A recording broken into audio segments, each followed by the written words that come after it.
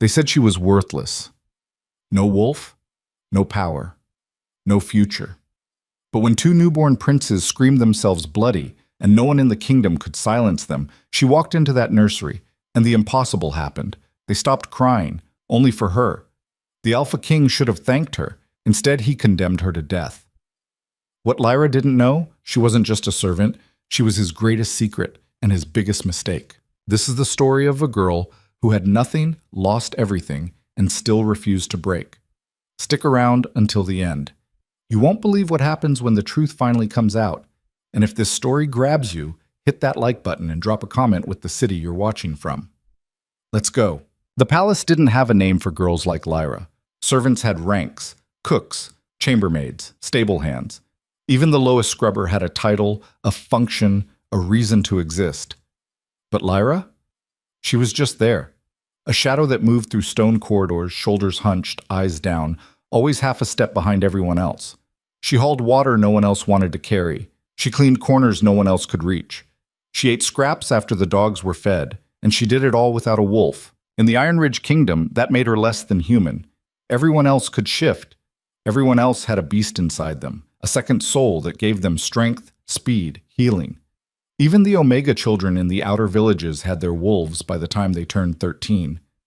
Lyra was 19 now, still empty, still broken. The other servants whispered that she was cursed, that her mother must have been a witch or a whore, or both. That she'd probably die young, alone, unmissed. Lyra had stopped arguing years ago. She kept her head down. She worked. She survived. Until the night the princes were born. And it started with screaming. Not the normal kind. Childbirth was always loud in the palace. Women screamed. Healers shouted. Midwives barked orders. But this was different. This was two newborns shrieking in perfect, horrible harmony, their cries cutting through the stone walls like knives. It had been going on for hours. Maybe longer. Lyra had lost track. She was scrubbing the floor outside the nursery when the door slammed open and a healer stumbled out, her face gray with exhaustion. "They won't stop," the woman muttered to no one in particular. "Nothing works. Not milk, not rocking, not shifting into fur to warm them. Nothing. I've never seen anything like it." Another healer followed, younger, angrier. "Where the hell is the queen? She should be here. They're her sons." "She's on the front lines, you idiot. She can't just abandon the war because then someone needs to do something before the Alpha King hears this and loses his mind." Lyra kept scrubbing. She wasn't supposed to listen. She wasn't supposed to care. But the screaming, God, the screaming, it crawled under her skin and stayed there, vibrating in her bones. She'd heard plenty of babies cry before. This was different. This sounded like pain, like fear, like they were calling for someone who wasn't coming. A third healer came out, this one older, her hand shaking. "I'm done. I can't do this anymore. If the king asks, tell him I tried." "You're just going to leave them?" "What else can I do? They don't want us. They want her. She's not here." "I know that." The old woman's voice cracked. "But until she comes back, those boys are going to scream themselves to death, and there's not a damn thing we can do about it." The door slammed shut again. Lyra sat back on her heels, staring at the wet stone floor. Her hands were red and raw from the lye soap. Her knees ached. Her back hurt. She should go. She should finish this hallway and move on to the kitchens like she was supposed to. But the crying didn't stop, and for some reason she couldn't explain. It felt like it was calling to her. She stood up slowly, her legs stiff from kneeling. The bucket of dirty water sloshed beside her. The hallway was empty now. The healers had scattered, probably to drink or sleep or cry in private. No one was watching. Lyra wiped her hands on her apron and walked to the nursery door. Her hand hovered over the handle. "This is stupid. You're not a healer. You're not even a real person here. If they catch you..." The screaming spiked, sharp and desperate, and her hand moved before she could think. The door opened. The nursery was chaos. Two wooden cribs sat side by side near the fireplace, both draped in soft furs and silk blankets that had been kicked into tangled heaps. The room smelled like sour milk and sweat and something sharper, fear maybe, or exhaustion. A single candle burned on the mantel, casting long shadows across the stone walls. And in the cribs, two tiny princes screamed.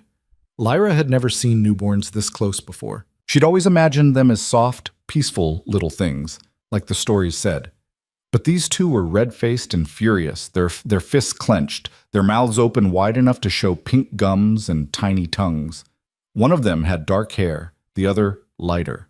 Twins, both already strong enough to make the palace shake. She should leave. She should run. Instead, she walked closer. "Hey," she whispered. Her voice sounded strange in the quiet between their screams. "Hey, it's okay. You're okay." The darker-haired one stopped mid-cry and turned his head toward her, his eyes, bright gold, already showing signs of his wolf, locked onto hers. Lyra froze. For a moment, they just stared at each other. Then slowly, the baby's mouth closed. His little chest hitched once, twice, and then he went still, silent. The second baby kept screaming for a few more seconds before he too seemed to notice her. His cries faded into hiccups, then into soft, shuddering breaths. And then, nothing. The room was so quiet, Lyra could hear her own heartbeat. She didn't move, didn't breathe, just stood there, staring at two princes who were staring back at her like she was the only thing in the world that mattered. "What the hell did you do?" Lyra spun around. A young healer stood in the doorway, her eyes wide with shock. Behind her, two more women appeared, their faces frozen in identical expressions of disbelief. I didn't," Lyra stammered. They stopped crying." The healer stepped forward, her gaze darting between Lyra and the cribs. "How did you—" "I don't know. Don't lie to me. What did you do?" "Nothing. I swear, Lyra backed toward the door, her heart pounding. "I'm sorry. I shouldn't have come in. I'll go." One of the babies whimpered. All three healers flinched. The darker-haired prince, his name was Caden, Lyra would learn later, started to cry again. Not the full-throated scream from before, but a softer, sadder sound, like he was asking a question. The second baby joined in. "No, no, no," one of the healers muttered. "Not again, please, not again." Lyra didn't think, she just moved. She crossed the room in 3 steps, leaned over the nearest crib, and placed her hand on the baby's chest. His skin was warm, his heart beat fast and fluttery under her palm. "Shh," she murmured. "I'm here. It's okay." The crying stopped. Both babies went still again, their eyes locked on her face. The room held its breath. "Pick him up," one of the healers whispered. Lyra blinked. "What?" "Pick him up." "I can't do it."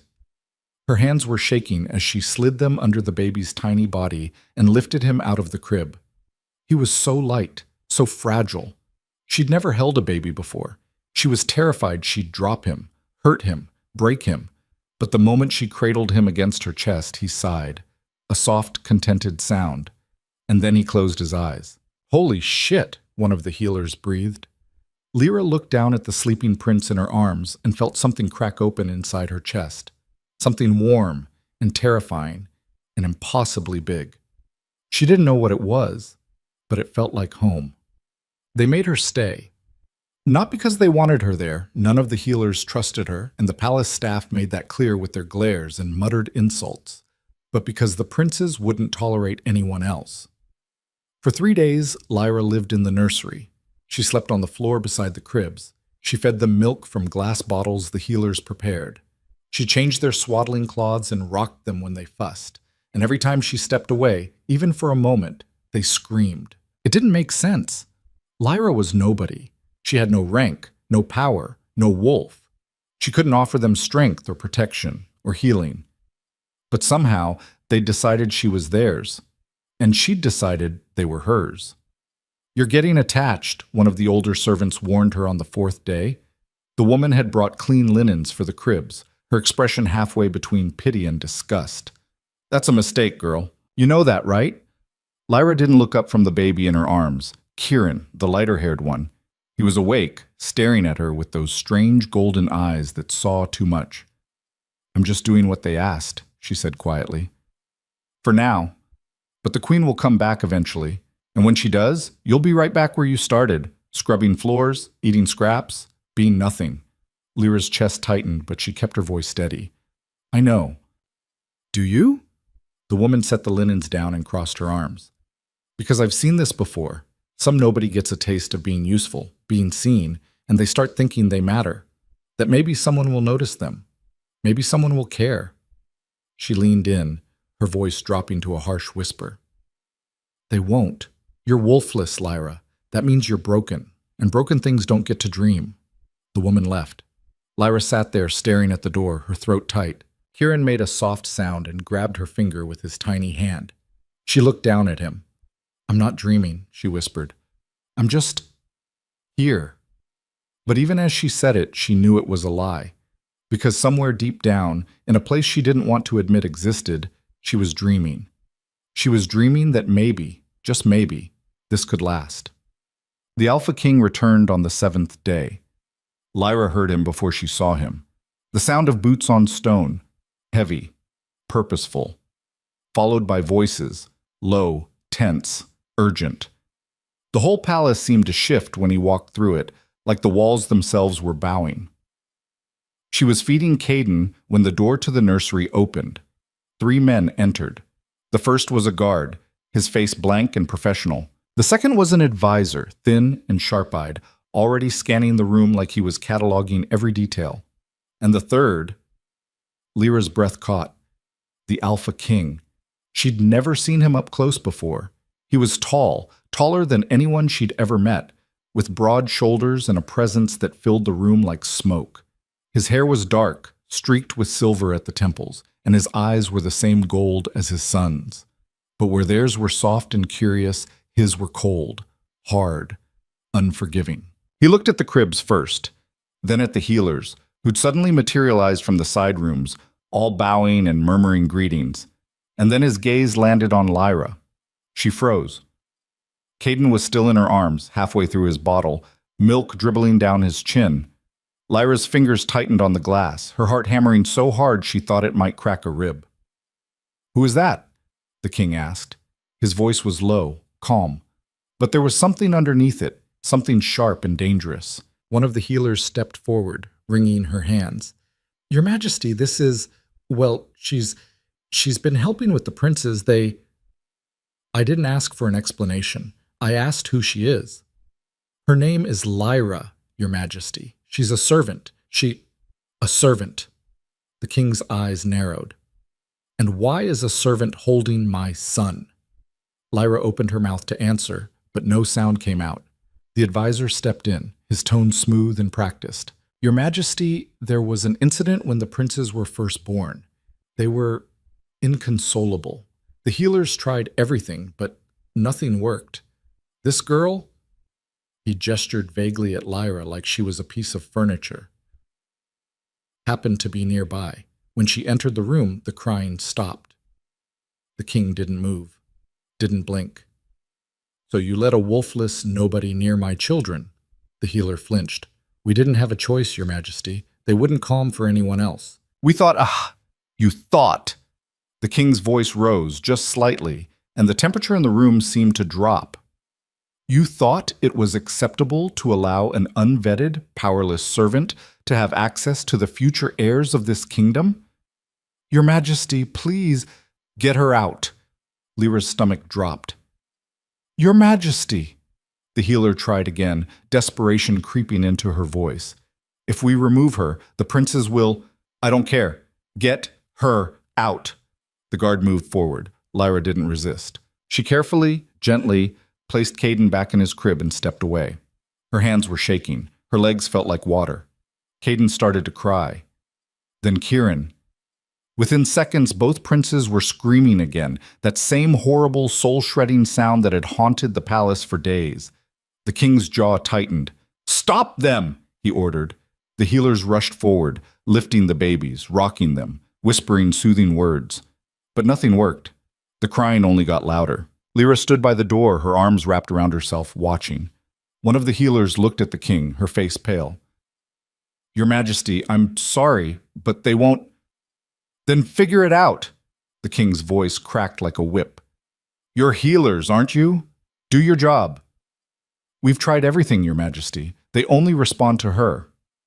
"Then she stays," the advisor said quickly. "For now.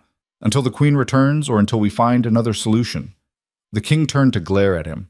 Are you giving me orders? Of course not, Your Majesty. I'm simply suggesting, I don't need suggestions, I need competence. The king looked at Lyra again, his expression unreadable. If she stays under guard. She doesn't leave this room. She doesn't speak to anyone. And the moment my sons no longer need her, she's gone. Understood? The advisor nodded. Yes, Your Majesty. The king turned and walked out without another word. The guard stayed. Lyra stood there, her heart still racing, as the healers reluctantly brought the crying princes back to her. She took them. They stopped screaming, and Lyra realized with a sinking, sickening certainty that she'd just made herself both indispensable and condemned. The next 3 weeks blurred together. Lyra lived in the nursery. She slept when the princes slept. She ate when the healers remembered to bring her food. She spoke to no one, and no one spoke to her, except to give orders or ask questions about the babies. The guard was always there, standing by the door, silent and stone-faced. Lyra tried not to think about what would happen when this ended, because it would end. She wasn't stupid. The queen would come back. The princes would grow. They'd stop needing her, and then she'd go back to being invisible. Or worse. But for now, right now, she had this. She had 2 little lives that depended on her, 2 pairs of golden eyes that lit up when she walked into the room, 2 tiny hands that reached for her, and no one else. It wasn't love. She wasn't naive enough to call it that, but it was something, and something was more than she'd ever had before. Caden was the bolder of the 2. Even at just a few weeks old, he was already trying to hold his head up, already making little growling sounds when he was frustrated. He had his father's intensity, Lyra thought, that same burning focus. Kieran was quieter, more watchful. He cried less, but when he did, it was softer, like he didn't want to be a burden. He'd stare at Lyra for long stretches, his tiny brow furrowed, like he was trying to figure her out. She loved them both. She wasn't supposed to. She knew that, but she did, and that terrified her. On the 23rd day, the queen came home. Lyra heard the commotion from the nursery, horns blowing, soldiers shouting, the distant roar of celebration. The war was over. The queen had won. The healers were giddy with relief, already preparing the room, fluffing pillows and lighting extra candles. The guard at the door stood straighter. Lyra sat in the corner, holding both princes, and tried not to shake. Footsteps echoed in the hallway. The door opened, and the queen walked in. She was beautiful. That was the first thing Lyra noticed. Tall and strong, with long dark hair braided back from her face and eyes the color of storm clouds. She was still wearing her armor, black leather and steel, streaked with mud and blood, but she moved like she'd already forgotten the battlefield. Her gaze went straight to the cribs, then to Lyra. "Where are my sons?" the queen asked. Her voice was softer than Lyra expected, tired, raw. One of the healers stepped forward, bowing. "Your Majesty, they're right here. The girl, Lyra, she's been caring for them."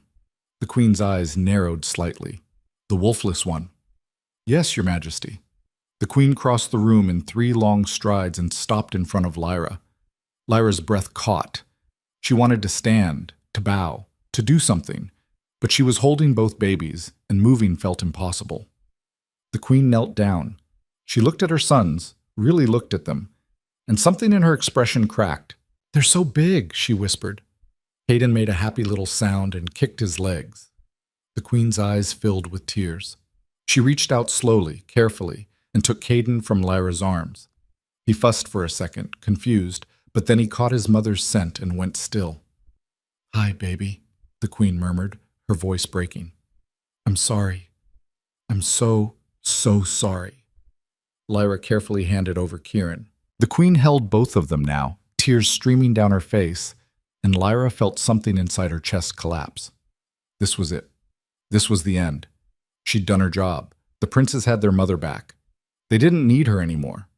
Lyra stood up quietly and moved toward the door. "Wait." She stopped.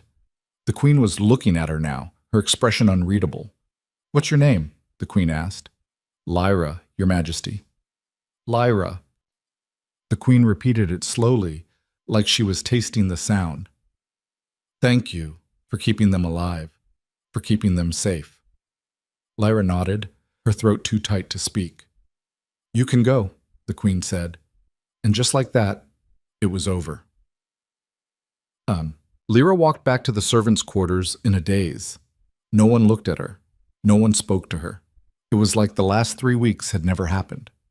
She went back to her cot in the corner of the storage room, back to her bucket and brush and bar of lye soap, back to being nothing. The next morning, she was assigned to scrub the floors in the east wing. She worked in silence, her hands moving automatically, her mind blank. It was better this way, she told herself, safer. She'd always known this would happen, but knowing didn't make it hurt less. 2 days later, she saw them again. She was carrying a load of linens through the main corridor when she heard voices up ahead. She slowed, instinct telling her to stay out of sight. The queen was there, walking with the king and a cluster of advisors. And in her arms, Caden and Kieran. Lyra's heart clenched. They looked good, healthy, content. The queen was smiling, laughing at something one of the advisors said. Everything was fine. Everything was as it should be. Lyra started to turn away.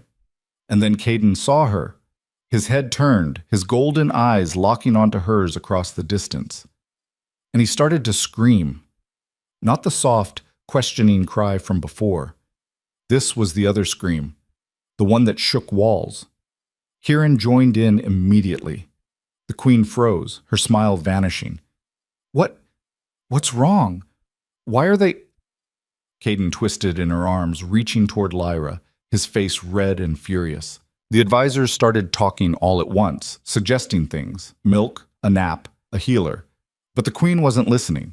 She was staring at Lyra, and Lyra, God help her, stared back. The queen's expression shifted. Surprise, confusion, and then something darker, realization. You, the queen said quietly. Lyra's pulse spiked. Your Majesty, I didn't... Come here. It wasn't a request. Lyra set down the linens and walked forward on shaking legs. The moment she got close, both princes stopped crying. They reached for her, and the queen, slowly, reluctantly, handed them over. The babies settled immediately, their cries fading into soft, contented sounds. The corridor was silent. Everyone was staring. The queen's face was unreadable. How long has this been happening? She asked, her voice tight. One of the healers stepped forward nervously. Since they were born, Your Majesty. We tried to eat. Why wasn't I told? You were at war, Your Majesty. We didn't want to...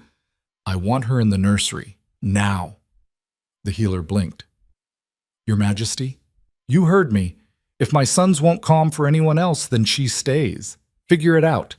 The queen turned and walked away, her jaw set, her hands clenched into fists. The advisors followed, whispering among themselves, and Lyra was left standing there holding two princes who had just rewritten her entire life. Again. She moved back into the nursery that night. This time, there was no pretending it was temporary. The queen made it clear. Lyra was to stay with the princes at all times.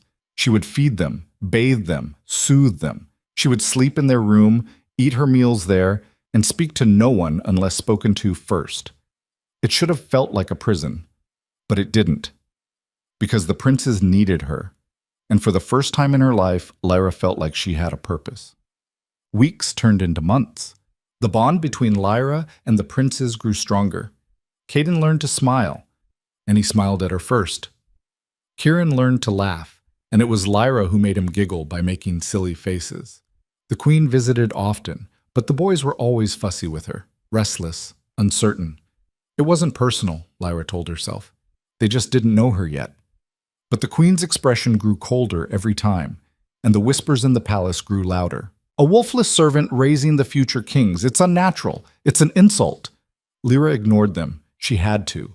Because the alternative, losing the princes, losing this fragile, impossible thing she'd built, was unthinkable. She was changing Kieran's diaper one afternoon when the door slammed open. The Alpha King stood there, his face twisted with rage. "Get away from him," he snarled. Lyra's hands froze. Your Majesty, I said, get away! She stepped back, her heart hammering. The king stormed across the room and scooped Kieran up, holding him at arm's length like he was inspecting a piece of damaged goods. Kieran started to cry. Your Majesty, please, Lyra started. Shut up. The king's voice was ice. You don't speak. You don't move. You don't exist unless I say so. He looked at his son, his expression hard. This is my heir, my blood, my legacy. And you. He turned that cold gaze on Lyra. You are nothing. Do you understand me? You are a mistake, a placeholder. The moment I find someone else, anyone else, who can do what you do, you're gone. Lyra's throat burned. I understand, Your Majesty. Good. He set Kieran back in the crib, roughly, carelessly, and walked out. Kieran kept crying. Lyra picked him up, her hands shaking, and held him close. I'm sorry, she whispered. I'm so sorry. But she wasn't sure who she was apologizing to, him or herself. That night, she lay on her cot and stared at the ceiling. The princes were asleep. The palace was quiet. And Lyra, for the first time in months, let herself cry. Because she'd made the worst mistake of her life. She'd started to believe she mattered. And now, when it all fell apart, and it would, she knew it would. She had no idea how she'd survive it.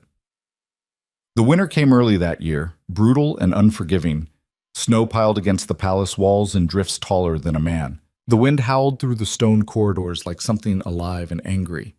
Fires burned day and night, but the cold still crept in through the cracks, settling into bones and lungs and hearts. Lyra barely noticed. She lived in the nursery now, truly lived there. Not as a guest or a temporary solution, but as a fixture, a piece of furniture that happened to breathe. The healers came and went. The queen visited when her schedule allowed. But Lyra was always there, day and night, caught in the strange rhythm of feeding schedules and diaper changes and lullabies she half remembered from childhood. The princes were 4 months old now, growing fast. Caden had already started trying to roll over, his chubby fists pounding the blankets in frustration when he couldn't quite make it. Kieran was quieter, more deliberate.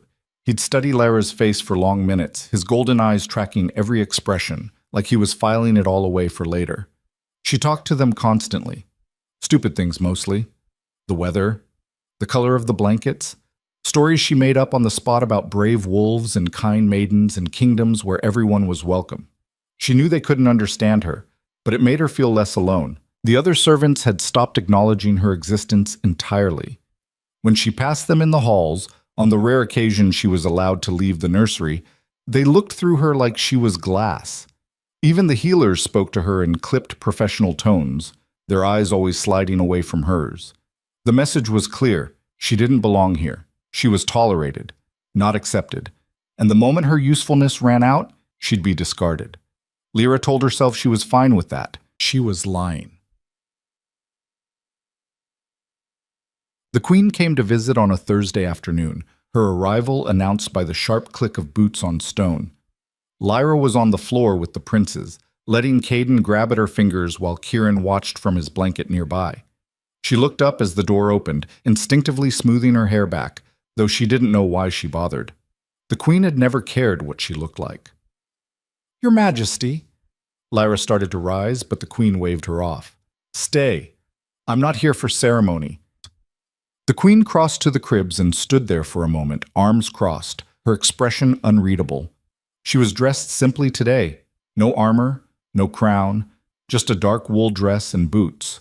But she still carried herself like a warrior, like someone who'd seen the worst the world had to offer and refused to flinch. They look healthy, the queen said finally. They are, Your Majesty. Caden's bigger. He eats more.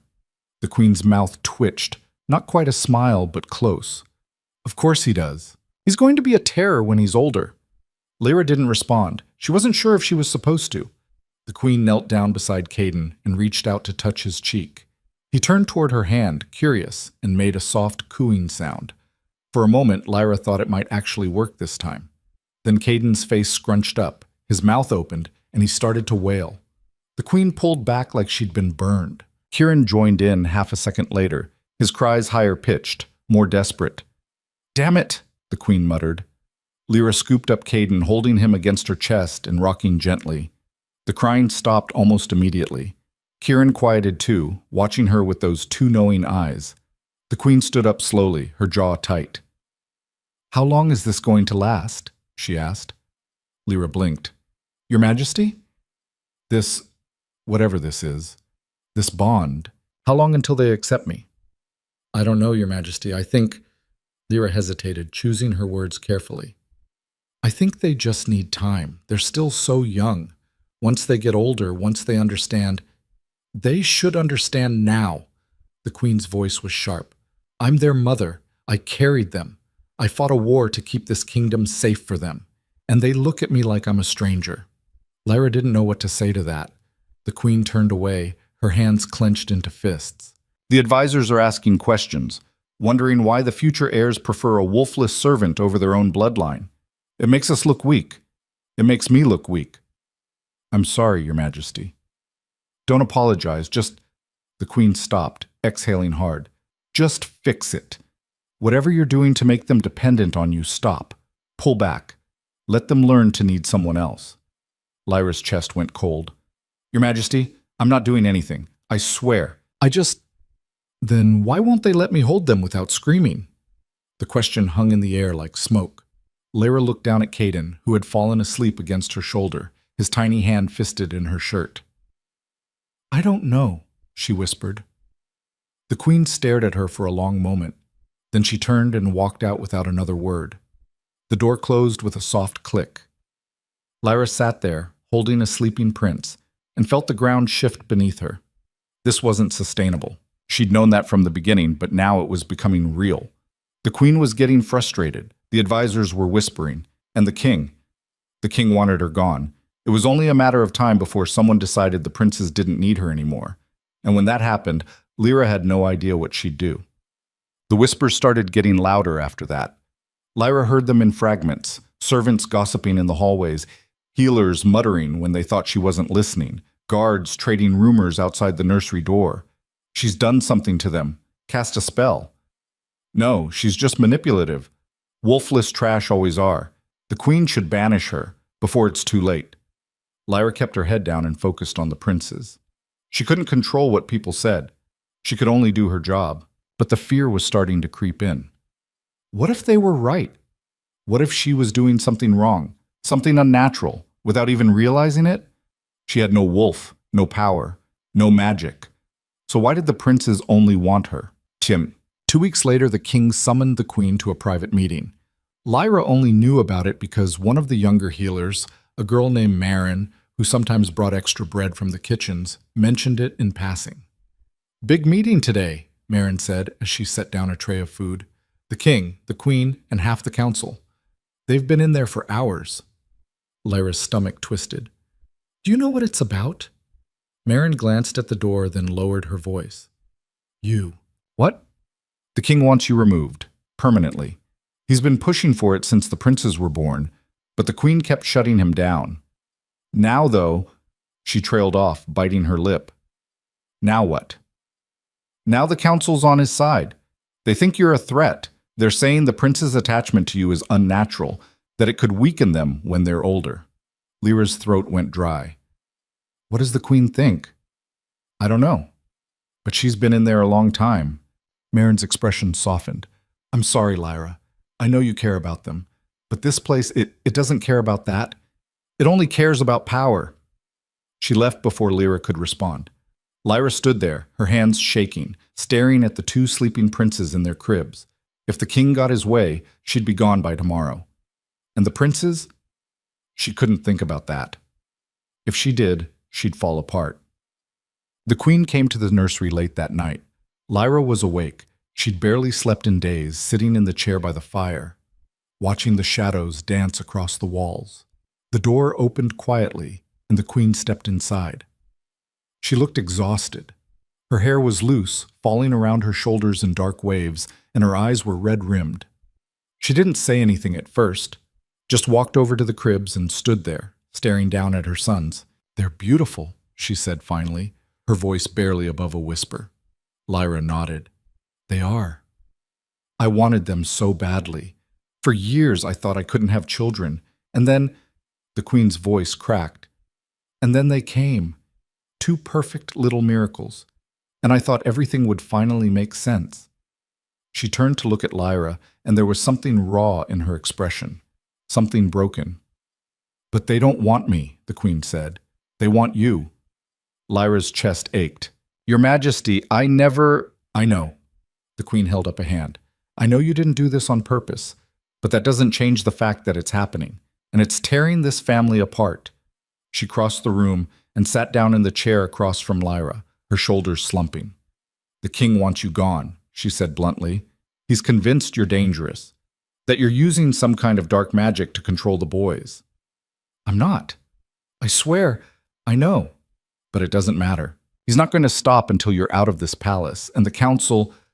She exhaled hard. The council agrees with him. They think the prince's attachment to you makes them look weak, that it undermines their authority. Lyra's hands clenched in her lap. What are you going to do? The Queen was quiet for a long moment. I don't know, she admitted. If I fight this, I lose political capital. I can't afford to lose. But if I let them remove you... She looked at the cribs again. I don't know what it'll do to my sons. They'll survive, Lyra said quietly. They're strong. They'll adapt. Will they? The Queen's gaze was piercing. You've been with them every day since they were born. You're the only constant they've ever known. If we tear you away from them now... She didn't finish the sentence. She didn't have to. Lyra swallowed hard. What do you want me to do? The Queen stood up, her expression hardening. I want you to stay away from them. Starting tomorrow. No more feeding, no more holding, no more comforting. Let the healers take over. Let me take over. We need to break this bond before it's too late. Lyra felt like she'd been punched in the gut. Your Majesty. It's not a request, Lyra. It's an order. The Queen walked to the door, then paused, her hand on the handle. I'm sorry, she said without turning around. But this is the only way. And then she was gone.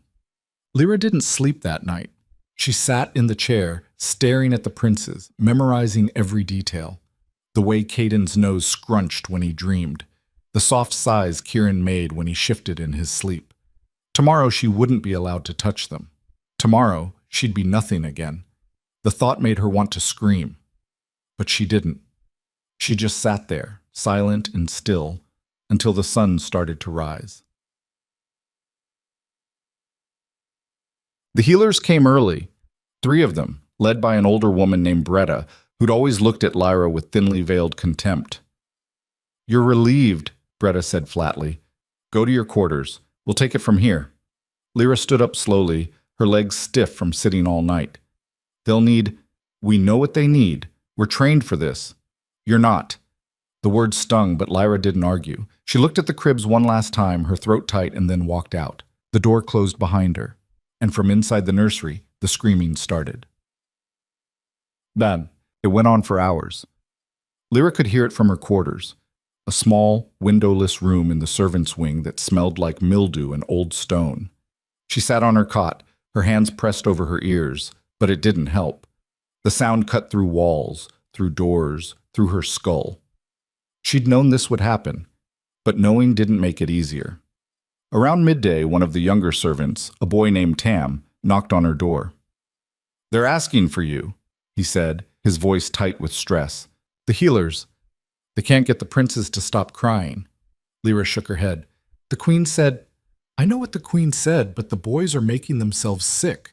They've been screaming for 5 hours straight. They won't eat. They won't sleep. If this keeps up... He didn't finish. Lyra closed her eyes. I can't. If I go back, the king will... The king isn't here. He left this morning for the Northern Territories. He won't be back for 3 days. Her eyes snapped open. Please, Tam said. Just until they calm down. Then you can leave again. Lyra stood up before she could talk herself out of it. The nursery was chaos when she walked in. 4 healers were clustered around the cribs, all talking at once, their voices high and panicked. Caden was red-faced and hoarse, his cries ragged and broken. Kieran's screams were quieter, but somehow worse, thin and desperate, like he was begging for something no one could give him. Bretta looked up as Lyra entered, and for the first time there was no contempt in her expression, just exhaustion. "Thank the gods," she muttered. "Get over here." Lyra crossed the room and picked up Caden. He stopped crying immediately. The silence was deafening. She reached for Kieran with her free arm, cradling both of them against her chest, and felt them settle. Their breathing evened out, their tiny fists unclenched. The healers stared at her like she'd performed a miracle. "How?" one of them whispered. Lyra didn't answer. She didn't have an answer. Bretta rubbed her face with both hands. "The Queen's going to lose her mind when she finds out we called you back." "Then don't tell her," Lyra said quietly. "We have to." She gave explicit orders. "Then tell her the truth, that the princes wouldn't stop crying, that you did what you had to do to keep them safe." Lyra looked down at the sleeping babies in her arms. "She'll understand." Bretta didn't look convinced, but she nodded. "Fine. But you stay here. Don't leave. Don't give anyone a reason to—" The door slammed open. The Queen stood there, her face pale with fury. "What the hell is going on?" Ish said. Everyone started talking at once. The Queen held up a hand, silencing them, and walked straight to Lyra. "I gave you an order," she said, her voice low and dangerous. "I know, Your Majesty, but—" "No buts. I told you to stay away from them." "They were screaming themselves sick," Bretta interjected. "We tried everything, Your Majesty. Nothing worked." "Because you're not trying hard enough. We tried for 5 hours." Bretta's voice cracked. "They wouldn't eat. They wouldn't sleep. They were turning blue from crying so hard." "What were we supposed to do? Let them die?" The Queen's jaw tightened. "Of course not. Then what do you want from us?" "From her." Bretta gestured at Lyra. "You want her gone, but the boys need her. You can't have it both ways." The Queen stared at Lyra, her expression unreadable. Then she turned to the healers. "Everyone out." They hesitated. "Now." The healers filed out quickly, Bretta shooting Lyra one last worried glance before the door closed. The Queen walked to the window and stood there, her back to Lyra, her shoulders tense. "Do you know what the king said to me?" the Queen asked quietly. "When I told him I wanted to keep you here?" Lyra didn't answer. "He said I was being weak, that I was letting sentiment cloud my judgment, that a real queen would put the kingdom first, not her own feelings." The Queen's voice hardened. "And maybe he's right." "Your Majesty, I can't protect you, Lyra." The Queen turned, and there were tears in her eyes. "I want to, but I can't. The king has made up his mind, and when he gets back—" She didn't finish. Lyra's heart sank. "How long do I have?" she asked. 3 days? Maybe less." Lyra looked down at the princes, still sleeping peacefully in her arms. 3 days. That was all she had left. The next 2 days passed in a haze. Lyra stayed in the nursery, soaking up every moment. She memorized the weight of the princes in her arms, the sound of their breathing, the way Caden's hair curled at the nape of his neck, and Kieran's eyes crinkled when he smiled. She told them stories, sang them songs, held them until her arms ached, and she tried, desperately, futilely, not to think about what would happen when the king came back. On the 3rd day, the bells started ringing, not the normal ones that marked the hours. The alarm bells. Lyra's head snapped up. Outside, she could hear shouting, running footsteps, the clash of metal. One of the guards burst into the nursery, his face white. "We're under attack," he said. "The southern rebels, they breached the outer walls." Lyra's blood went cold. "Where's the Queen?" "Leading the defense," she said. He hesitated. "She said to get the princes to the safe room. Now." Lyra didn't think. She grabbed both babies, wrapping them in blankets, and followed the guard into the hallway. The palace was chaos. Soldiers ran in every direction. Servants screamed. Somewhere in the distance, something exploded. The guard led her down a side corridor toward the lower levels where the safe rooms were hidden. They were halfway there when the ceiling caved in. Lyra hit the ground hard, pain exploding through her shoulder. Dust and debris rained down. She couldn't see, couldn't breathe. The princes were screaming.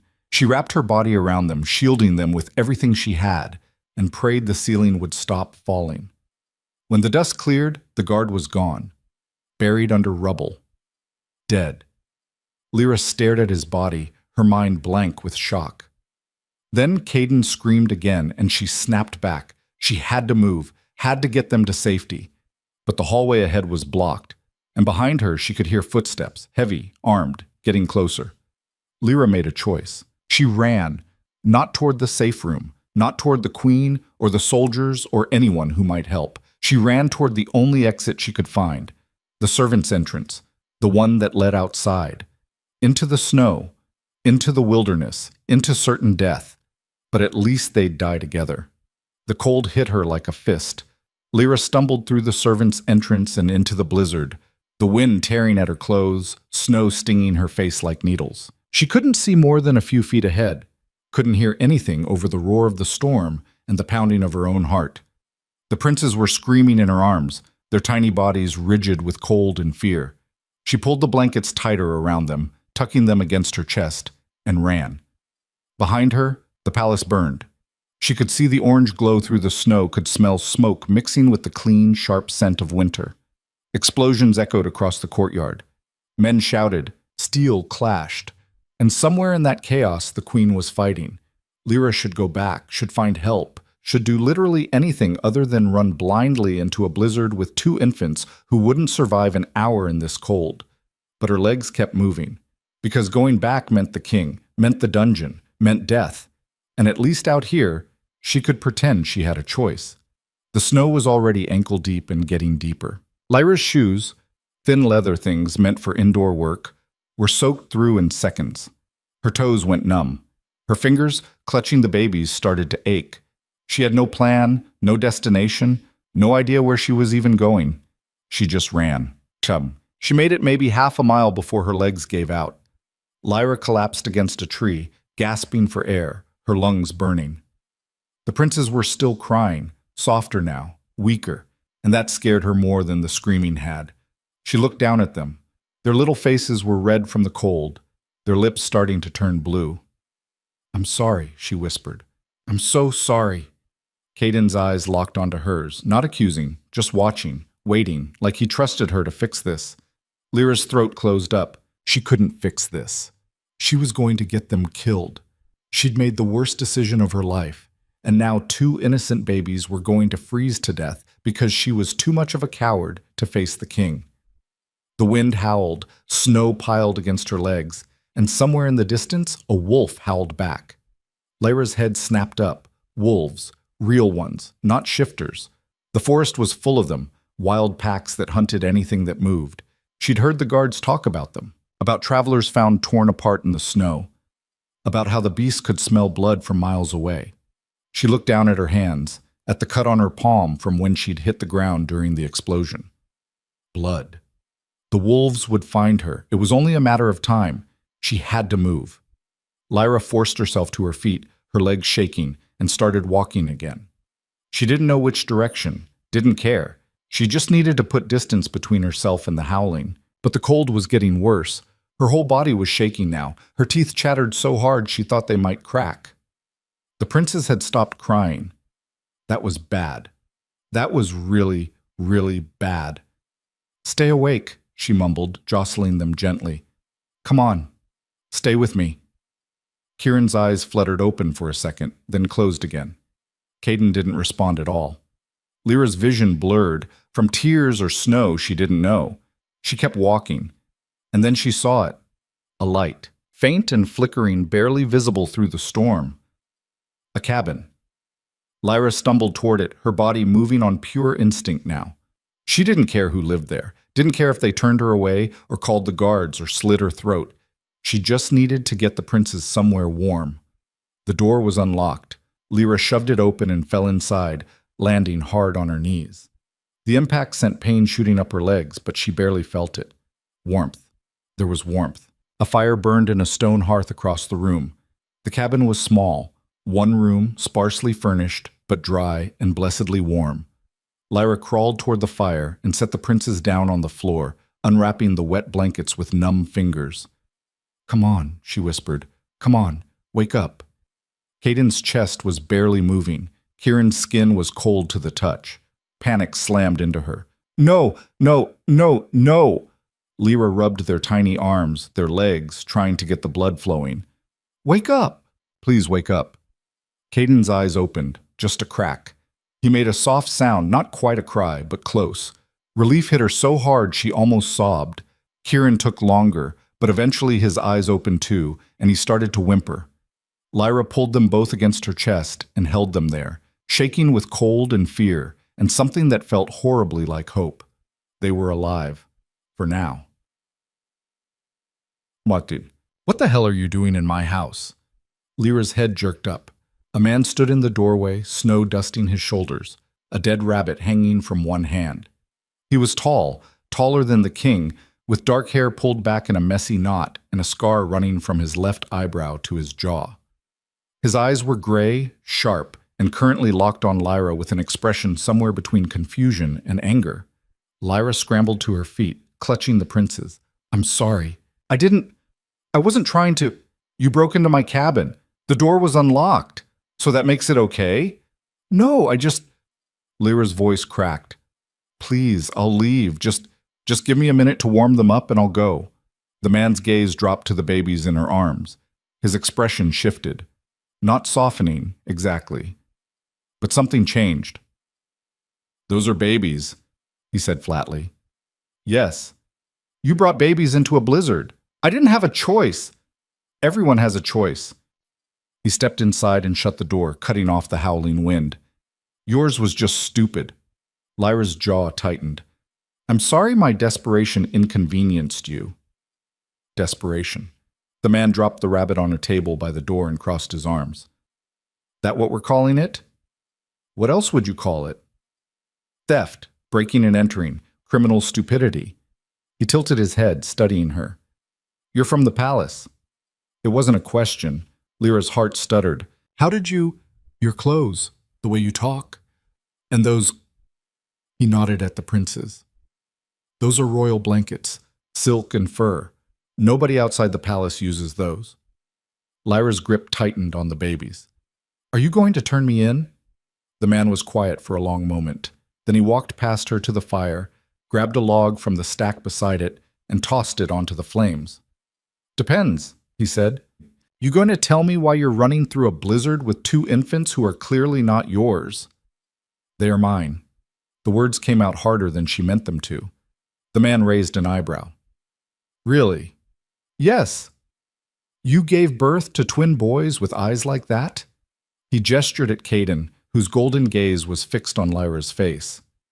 Shifter royalty eyes? Lyra didn't answer. The man snorted. That's what I thought. He grabbed a blanket from a chair and tossed it at her. Dry them off. Then yourself. You're dripping all over my floor. I said I'm sorry. And I said dry off.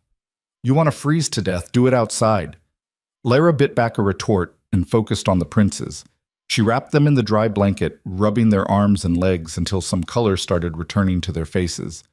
Kieran was shivering now, which was actually a good sign. Caden was still too quiet, but his breathing was steadier. The man watched her work, his expression unreadable. What's your name? He asked finally. Lyra. You got a last name, Lyra? No. Figures. He pulled out a chair and sat down, stretching his legs toward the fire. I'm Kyle, and before you ask, no, I don't work for the king. No, I'm not going to help you, and no, you can't stay here. Lyra looked up at him. I wasn't going to ask. Good, because the answer's no. He leaned back, his gray eyes hard. I don't know what kind of mess you got yourself into, and I don't care. But the palace doesn't send people into blizzards for no reason. So whatever you did, I didn't do anything. Everyone says that. I'm serious. I didn't... Lyra stopped, her throat tight. I was just trying to keep them safe. Kale studied her for a long moment. Then he sighed and rubbed his face with both hands. Safe from what? Everything. Lyra looked down at the princes.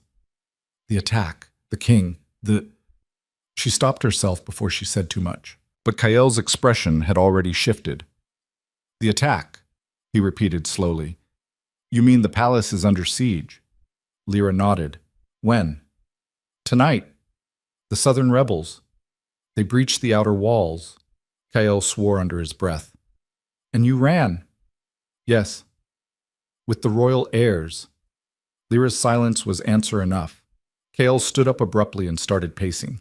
Do you have any idea what you've done? If the rebels find out the princes are missing, if the king finds out, the king wanted me dead anyway, Lyra said quietly. That stopped him. What? He hates me. Has since the day I walked into the nursery. The only reason I'm alive is because the princes won't let anyone else near them. But when he gets back from the Northern Territories, he's going to have me executed. So running? She looked up at Kale. Running was the smart choice. Kale stared at her like she'd grown a second head. You're insane, he said finally. Probably. You kidnapped the future kings. I saved them. Same thing in the eyes of the law. He started pacing again. They're going to hunt you. Every soldier, every tracker, every shifter in the kingdom. They'll tear this forest apart looking for those boys. I know. And when they find you, they won't. Lyra's voice was steadier than she felt. Because I'm not going back. Kale stopped pacing and turned to face her fully. Where exactly do you think you're going? He asked. Lyra hesitated. She hadn't thought that far ahead. But now, with Kale staring at her like she was the world's biggest idiot, she forced herself to think. The queen. The real queen. Not the palace, not the advisors, not the king. The woman who'd spent months on the front lines. The warrior who'd won the war and come home to sons who didn't know her. The rebel army, Lyra said. The queen's still with them, isn't she? Leading the defense? Kale's expression went carefully blank. Maybe. I need to find her, get the princes back to her. She'll protect them. She'll have you executed for treason, Kale interrupted. You think she's going to thank you for stealing her children? I didn't steal them. I saved them. Again, same thing. Lyra stood up, still holding the princes, and faced him. Then what was I supposed to do? Let them die in the attack? Let the king lock me in a dungeon and execute me while the boys screamed themselves sick? Kale didn't answer. I made a choice, Lyra continued. Maybe it was the wrong one, but it's done. And now I need to get them to their mother before... A howl cut through the air. Close. Too close. Kale's head snapped toward the door. Wolves? Lyra whispered. Worse. He crossed to the window and peered out into the storm. Soldiers? Lyra's blood went cold. How can you tell? Because wolves don't carry torches. He turned back to her, his expression grim. They're tracking you. Already? Royal heirs go missing during an attack? Yeah, they're not wasting time. He grabbed a pack from the corner and started shoving supplies into it. Dried meat, a water skin, a knife. How much of a head start do you think you have? Lyra's mind raced. I don't know, an hour? Maybe 2? Not enough. Kale slung the pack over his shoulder and grabbed a heavy coat from a hook by the door. They'll be here in 20 minutes, maybe less. Then I'll go. I'll lead them away from here. You'll die in the snow, Kale said flatly. You made it half a mile before you collapsed. You think you're going to outrun trained soldiers? I don't have a choice. Yes, you do. He tossed her the coat. You come with me. Lyra stared at him. What? I know this forest. I know places they won't find. If you want to get those boys to the rebel camp alive, you need a guide. He opened the door, and the wind roared in. So make up your mind. Stay here and get caught, or follow me and maybe you survive the night. Lyra looked down at the princes, at their tiny, trusting faces. Then she pulled on the coat and followed Kale into the storm. The forest was a nightmare. Snow fell so thick Lyra could barely see Kale's back. The wind tore at her clothes, her hair, her skin. Her feet were numb again within minutes. The princes were crying, quiet, exhausted sobs that broke her heart. But Kale kept moving, his pace relentless, and Lyra forced herself to keep up. They moved in silence for what felt like hours. No talking, no stopping, just endless trudging through snow that got deeper with every step. Behind them, the torches grew brighter. The soldiers were gaining. They're getting closer, Lyra gasped. I know. We need to move faster. We're already moving as fast as you can handle. Kale glanced back at her, his expression hard. If you want to go faster, give me one of the kids. Lyra's arms tightened around the princes. No. Then stop complaining and keep moving. She wanted to argue, wanted to tell him to go to hell, but she didn't have the breath. So she just kept walking. They reached a ravine just as the torches crested the hill behind them. Lyra stared down at the drop, at least 30 feet, maybe more, the bottom hidden in shadow and snow. "We can't cross that," she said. "We're not crossing it." Cale grabbed her arm and pulled her toward a narrow path that ran along the edge. "We're going around." "That's not a path. That's a death trap." "It's a path if you don't fall off." He started moving, his boots finding purchase on the icy stone. "Watch where you step. Don't look down. And for the love of, don't drop the babies." Lyra's heart was hammering so hard she thought it might burst. But the soldiers were close. She could hear them shouting now, their voices carrying over the wind. She took a breath and stepped onto the path. The stone was slick with ice. Her foot slipped immediately, and she slammed against the rock wall, barely catching herself. The princes screamed. "Quiet," Kael hissed. "They'll hear." "I can't." "Yes, you can. Move." Lyra forced herself forward. One step, then another. Her whole body was shaking. The ravine yawned to her left, dark and hungry. Halfway across, her foot slipped again. This time, she didn't catch herself. She fell. Her shoulder slammed into the rock, pain exploding through her arm. She twisted, trying to shield the princes, and felt herself start to slide toward the edge. A hand grabbed her coat. Cale hauled her back up, his grip bruising, his face inches from hers. "I said don't fall," he growled. Lyra couldn't speak, couldn't breathe. "Move," Kael said again. "Now." She moved. They made it across just as the soldiers reached the ravine. Kael pulled her into the trees, pressing a hand over her mouth when she started to gasp for air. "Quiet," he breathed. Lyra nodded. They crouched there, hidden in the shadows, as the soldiers stood at the edge of the path. "They came this way," one of them said. "Tracks lead right to the edge." "Think they tried to cross? In this storm? They'd be dead." "Check anyway. The king wants those boys back, alive." Two soldiers started across the path, slow, careful. Kael's hand tightened on Lyra's shoulder. One of the soldiers slipped. He caught himself, swearing, and kept moving. Lyra held her breath. The princes mercifully stayed quiet. The soldiers made it across and disappeared into the trees on the other side. After a long moment, the rest of the group followed. Kael waited until the torches were out of sight. Then he stood, pulling Lyra up with him. "We need to move," he said. "They'll figure out we doubled back eventually." "Where are we going?" "Safe house. About 3 miles north. We can rest there, regroup." Lyra looked down at the princes. They were both awake now, staring up at her with wide, confused eyes. Can we make 3 miles? She asked quietly. Kael looked at her, really looked at her, at the exhaustion in her face, the way her legs were shaking, the blood seeping through her sleeve from where she'd hit the rock. "We have to," he said. And they did. What? The safe house turned out to be a cave.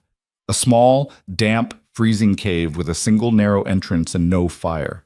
Lyra sank to the ground, her legs finally giving out, and leaned against the stone wall. Kael dropped the pack and started pulling out supplies. "We can't risk a fire. Smoke would give us away." "I know. And we can't stay here long. A day, maybe 2. Then we move again." "I know." Kael stopped and looked at her. "You're bleeding." Lyra glanced at her shoulder. The coat was torn, and blood had soaked through her shirt underneath. "It's fine," she said. "It's not fine. Let me see." "I said it's fine." Kael crossed his arms. "You're going to bleed out and leave me stuck with 2 screaming infants. So let me see the damn shoulder." Lyra was too tired to argue. She shifted the princes to one arm, they were asleep again somehow, and shrugged off the coat. Kael knelt beside her and peeled back her shirt. He hissed through his teeth. "That's deep. I'll survive." "Not if it gets infected." He pulled a flask from his pack and uncorked it. "This is gonna hurt." "What is it?" He poured it over the wound. Lyra bit down on her lip hard enough to taste blood, her vision going white with pain. "Told you," Kael muttered. He pulled out a strip of cloth and wrapped it around her shoulder, his movements efficient and practiced. "You'll live, but you need to take it easy." Can't. Lyra's voice was hoarse. We need to keep moving. Not tonight. Tonight we rest. Tomorrow we figure out the next step. Lyra leaned her head back against the wall and closed her eyes. For the first time in hours, the adrenaline was fading, and underneath it was exhaustion so deep it felt like drowning. Why are you helping me? She asked quietly. Kale was silent for a moment. I don't know, he admitted. Probably because I'm as stupid as you are. Despite everything, Lyra almost smiled. The king's going to kill you for this, she said. Yeah, probably. Kale settled against the opposite wall, his arms crossed. But the king can get in line. There's a lot of people who want me dead. Why? Long story, and not one I'm telling tonight. He tipped his head back, his eyes closing. Get some sleep. We move at first light. Lyra wanted to argue, wanted to ask more questions, wanted to demand answers. But the princes were warm against her chest, and her body was shutting down whether she liked it or not. So she closed her eyes. And for the first time since the attack, she slept. She woke to screaming. Not the princes, something else. Lyra's eyes flew open. The cave was dark, the entrance barely visible in the pre-dawn gray, and outside, wolves, real ones, a whole pack from the sound of it. Kyle was already on his feet, a knife in his hand. Stay back, he said quietly. What are they doing? Hunting. Us? Probably. Lyra's heart kicked into overdrive. She pulled the princes closer, their small bodies stirring but not waking. The howling got louder, closer. And then, suddenly, it stopped. Kyle went still. Lyra held her breath. Silence. Then a new sound. Footsteps. Heavy. Human. They're not alone, Kyle whispered. A voice called out from the darkness.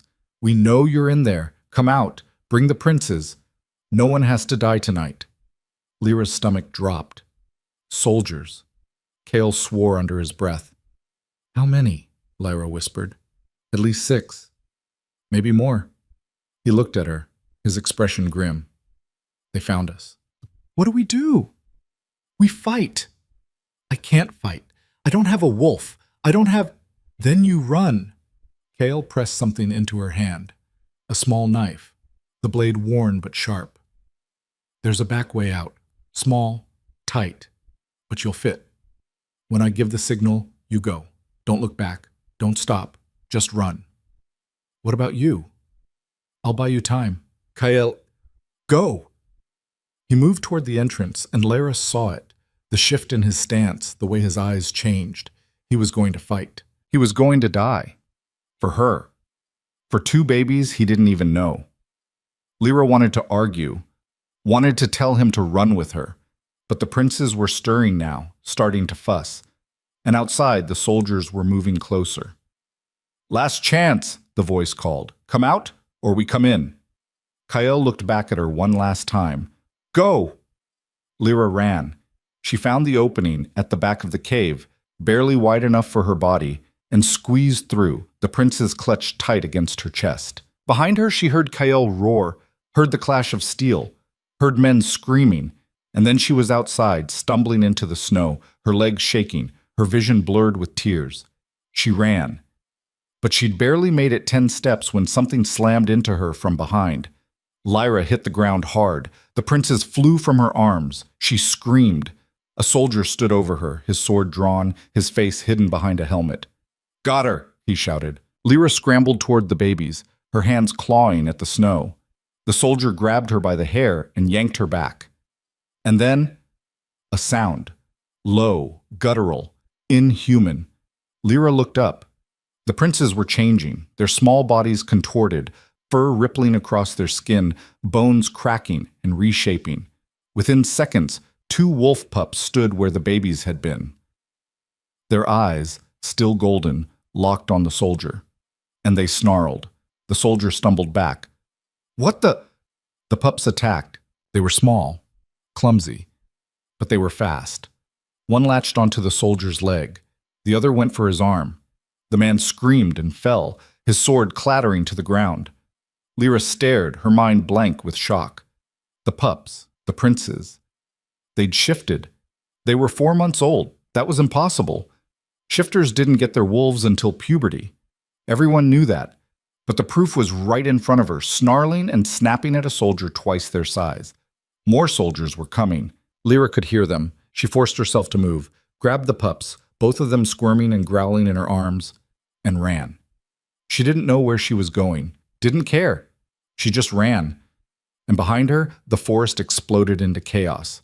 The pups wouldn't shift back. Lyra had been running for hours, stumbling through snow, tripping over roots, her lungs screaming for air. And the princes were still wolves, small, furry, impossibly fast wolves that kept trying to wriggle out of her arms. She'd tried everything, talking to them, begging them, even shaking them gently, hoping it would snap them out of whatever instinct had taken over. Nothing worked. They just stared at her with those golden eyes and whined. The forest had gone quiet behind her. No more soldiers shouting, no more torches. Either they'd given up the chase, or they were tracking her silently. Lyra didn't know which was worse. Her shoulder was bleeding again. She could feel the wet warmth soaking through the bandage Kael had wrapped. Her feet were so numb she couldn't tell if she was still walking or just dragging herself forward on frozen stumps. And Kael, she didn't know if he was alive. The thought made her chest ache, but she shoved it down. She couldn't think about that now, couldn't afford to fall apart. The pups needed her. She kept moving. Dawn came slow and gray, the sun hidden behind thick clouds that promised more snow. Lyra found a hollow tree and crawled inside, pulling the pups with her. It wasn't warm, it wasn't safe, but it was shelter, and that was more than she'd had all night. The pups immediately curled up against her, their small bodies radiating heat. One of them, Caden, she thought, based on the darker fur, licked her hand. "You need to change back," Lyra whispered. "I don't know how to take care of you like this." Caden just tilted his head, his ears perked. Kieran yawned, showing tiny sharp teeth, and closed his eyes. Lyra leaned back against the tree and tried not to cry. She was so tired, so cold, so completely out of her depth. She'd thought running was the right choice, thought she could protect them, but now she was lost in a forest full of soldiers and wolves, and who knew what else. With 2 babies who turned into animals and wouldn't turn back. What the hell was she supposed to do now? A branch snapped outside the hollow. Lyra's hand flew to the knife Kael had given her. The pups' ears perked up, and they started to growl, low, rumbling sounds that seemed too big for their small bodies. "Easy," Lyra breathed. "Quiet." The pups didn't listen. Footsteps crunched through the snow. Heavy, deliberate. Lyra's heart hammered. A shadow fell across the entrance to the hollow. "You're a hard woman to track." Lyra's breath caught. Kael stood there, alive and bleeding, his coat torn and his face covered in bruises, but alive. "You're—" Lyra's voice cracked. "I thought you were dead." "Not yet." He crouched down and peered into the hollow, his gray eyes scanning her face. "You look like hell. You're not much better." "Fair." He glanced at the pups, and his eyebrows went up. "They're still shifted. I can't get them to change back." "Have you tried asking nicely?" "Yes," Lyra snapped. "I've tried everything." Kael studied the pups for a moment. Then he reached out slowly, letting them sniff his hand. Caden growled. Kieran just watched. "They're stuck," Kael said finally. "What do you mean, stuck?" "They're too young to control it. Shifting at 4 months old, that's not normal. Hell, it's not even possible. But they did it anyway, and now their bodies don't know how to shift back." He pulled his hand away. "They'll figure it out eventually, or they won't." "That's not helpful." "It's the truth." Kael sat back on his heels. "We need to move. I lost the soldiers for now, but they'll pick up the trail again soon." "I can barely walk." "Then I'll carry you." "You're injured." "So are you. But we don't have a choice." He stood up and offered her his hand. "Come on. We're only a day from the rebel camp if we push hard." Lyra stared at his hand. "You're really going to help me get there? After everything?" "I've come this far, haven't I?" Kyle's expression softened, just slightly. "Besides, those boys saved my life back at the cave. Figure I owe them." Lyra took his hand. They moved slowly, Lyra's legs were shaking so badly she could barely stand, and Kael wasn't much better. But he kept his word. When she stumbled, he caught her. When she fell, he pulled her up. And when she finally collapsed, unable to take another step, he slung her over his shoulder and kept walking. The pups trotted alongside them, their small legs working overtime to keep pace. Every so often, one of them would stop and howl, a thin, pitiful sound that made Lyra's heart clench. "They're calling for their mother," Kael said quietly. "Can she hear them?" "If she's close enough." Shifter bonds are strong, even at this age. He glanced down at Caden, who was staring up at him with wide, curious eyes. "Your mother's going to lose her mind when she sees what you did." Lyra didn't respond. She was too focused on staying conscious. The world had started to blur at the edges. Colors bled together. Sounds became muffled and distant. She was freezing, or burning. She couldn't tell anymore. "Lyra," Kael's voice cut through the fog. "Stay awake. We're almost there." "Almost where?" "The camp." Lyra tried to lift her head, but it felt like it weighed 1,000 pounds. "I don't see anything." "That's the point. It's hidden." Kael shifted her weight on his shoulder. "Just stay with me a little longer, please." There was something in his voice, something she hadn't heard before. Fear. She forced her eyes open and saw the camp. It wasn't what she expected. There were no tents, no banners, no obvious signs of an army. Just a network of caves carved into the side of a cliff, hidden behind trees and snow and clever camouflage. Fires burned deep inside the caves, their light barely visible from the outside. Guards stood watch at the entrances, their eyes sharp and their weapons drawn. Kael carried her straight to the largest cave. "I need a healer," he shouted. "Now!" People started moving immediately. Lyra caught glimpses of faces, hard, weathered, suspicious. Soldiers, all of them. Veterans. A woman appeared, older, with gray hair and scars across her hands. "What happened?" she demanded. "Frostbite, blood loss, possible infection." Kael set Lyra down on a bedroll near the fire. "And before you ask, no, she's not one of ours, but she's got something the Queen needs to see." The healer's eyes narrowed. "What?" Kael stepped aside, and the pups walked into the firelight. The entire cave went silent. The healer's face went white. "Those are the princes," Kael confirmed. "Yeah." Someone swore. Another person gasped, and then a voice cut through the chaos like a blade. "Where did you find them?" Lyra turned her head, too fast, making her vision spin, and saw the Queen. She looked different than she had in the palace, harder, thinner. Her armor was battered, her face streaked with dirt and dried blood. But her eyes, those storm gray eyes, were exactly the same, and they were locked on the pups. "Your Majesty," Kael said, dropping to one knee, "I found them in the forest, with her." He nodded at Lyra. The Queen crossed the cave in 3 long strides and dropped to her knees in front of the pups. "Caden," she whispered. "Kieran." The pups stared at her. Then, slowly, Caden took a step forward.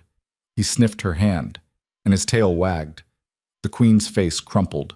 She pulled both pups into her arms, her whole body shaking, and buried her face in their fur. "I thought you were dead," she choked out. "I thought, when the palace burned, I thought I'd lost you." The pups whined softly, nuzzling against her. And Lyra, watching from the bedroll, her vision blurring with tears, felt something crack open inside her chest. This was what she'd been running toward. This moment. This reunion. The princes were safe. They were with their mother. Her job was done. The healer worked quickly, cleaning Lyra's wounds and wrapping her shoulder in fresh bandages. She didn't speak, didn't ask questions, just worked with the efficiency of someone who'd seen too much blood to be shocked by it anymore. Lyra barely felt it. She was too focused on the Queen, who was still holding the pups, whispering to them in a language Lyra didn't understand. After a while, the Queen looked up. Her eyes found Lyra. "You," she said quietly. Lyra's throat tightened. "Your Majesty." The Queen stood, still holding the pups, and crossed to the bedroll.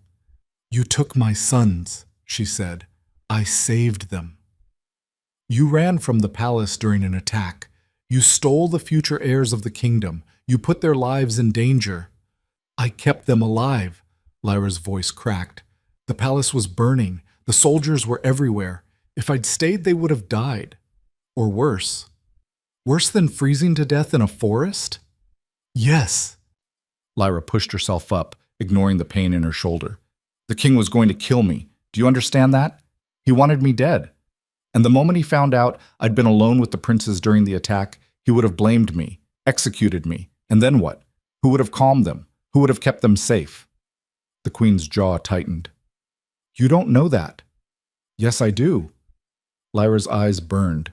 Because he told me. He looked me in the face and said I was nothing, a mistake, a placeholder. And the moment he could replace me, I was gone. The cave was silent. The queen stared at her for a long moment. Then she set the pups down gently and sat on the edge of the bedroll. Tell me everything, she said, from the beginning. So Lyra did. She told her about the attack, about the ceiling collapsing, about running through the snow with no plan and no hope, about Kael finding her and helping her, about the soldiers and the wolves and the moment the princes shifted. The queen listened without interrupting.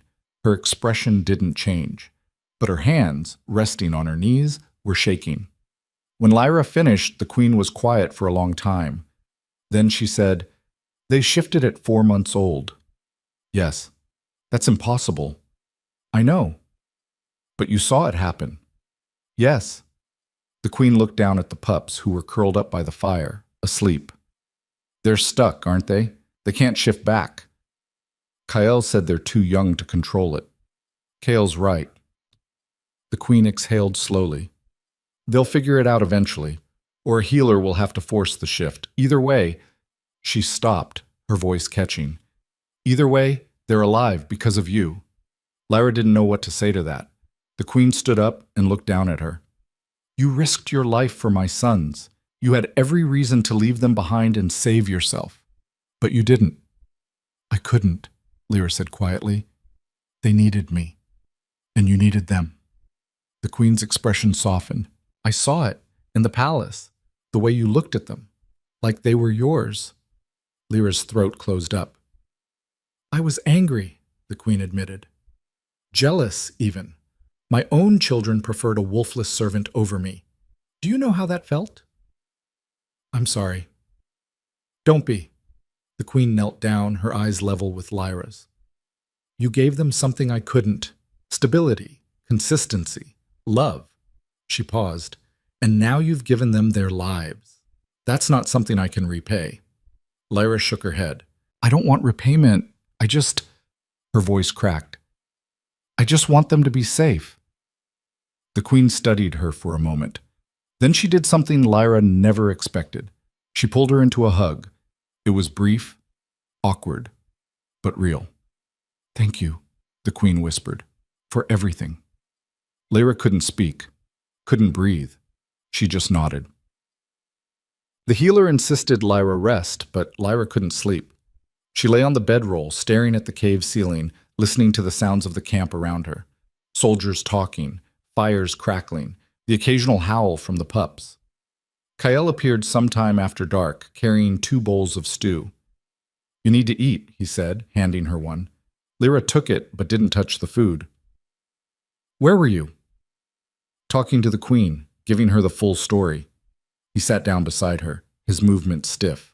She's calling a council meeting tomorrow, wants to figure out what to do next. About the princes? About you. Lyra's stomach dropped. What do you mean? You're a liability, Lyra. You took the royal heirs without permission. Technically, that's treason. The queen might have forgiven you, but the council... He shook his head. They're not as understanding. So what? They're going to execute me anyway? No. Kael's voice was firm. The queen won't let that happen. But they might exile you, send you somewhere far away where you can't cause any more trouble. Lyra looked down at her bowl. Maybe that's for the best? You don't mean that. Don't I? She set the bowl aside. I've caused nothing but problems since the day I walked into that nursery. The princes, the king, the queen, everyone's lives would be easier if I just disappeared. Kael grabbed her arm, forcing her to look at him. Those boys are alive because of you. Don't forget that. They're alive because you helped me. I helped because you didn't give up, even when you should have. His grip tightened. You're stronger than you think, Lyra, and smarter and braver. Don't let anyone, especially not yourself, tell you otherwise. Lyra's eyes burned. Why do you care? She whispered.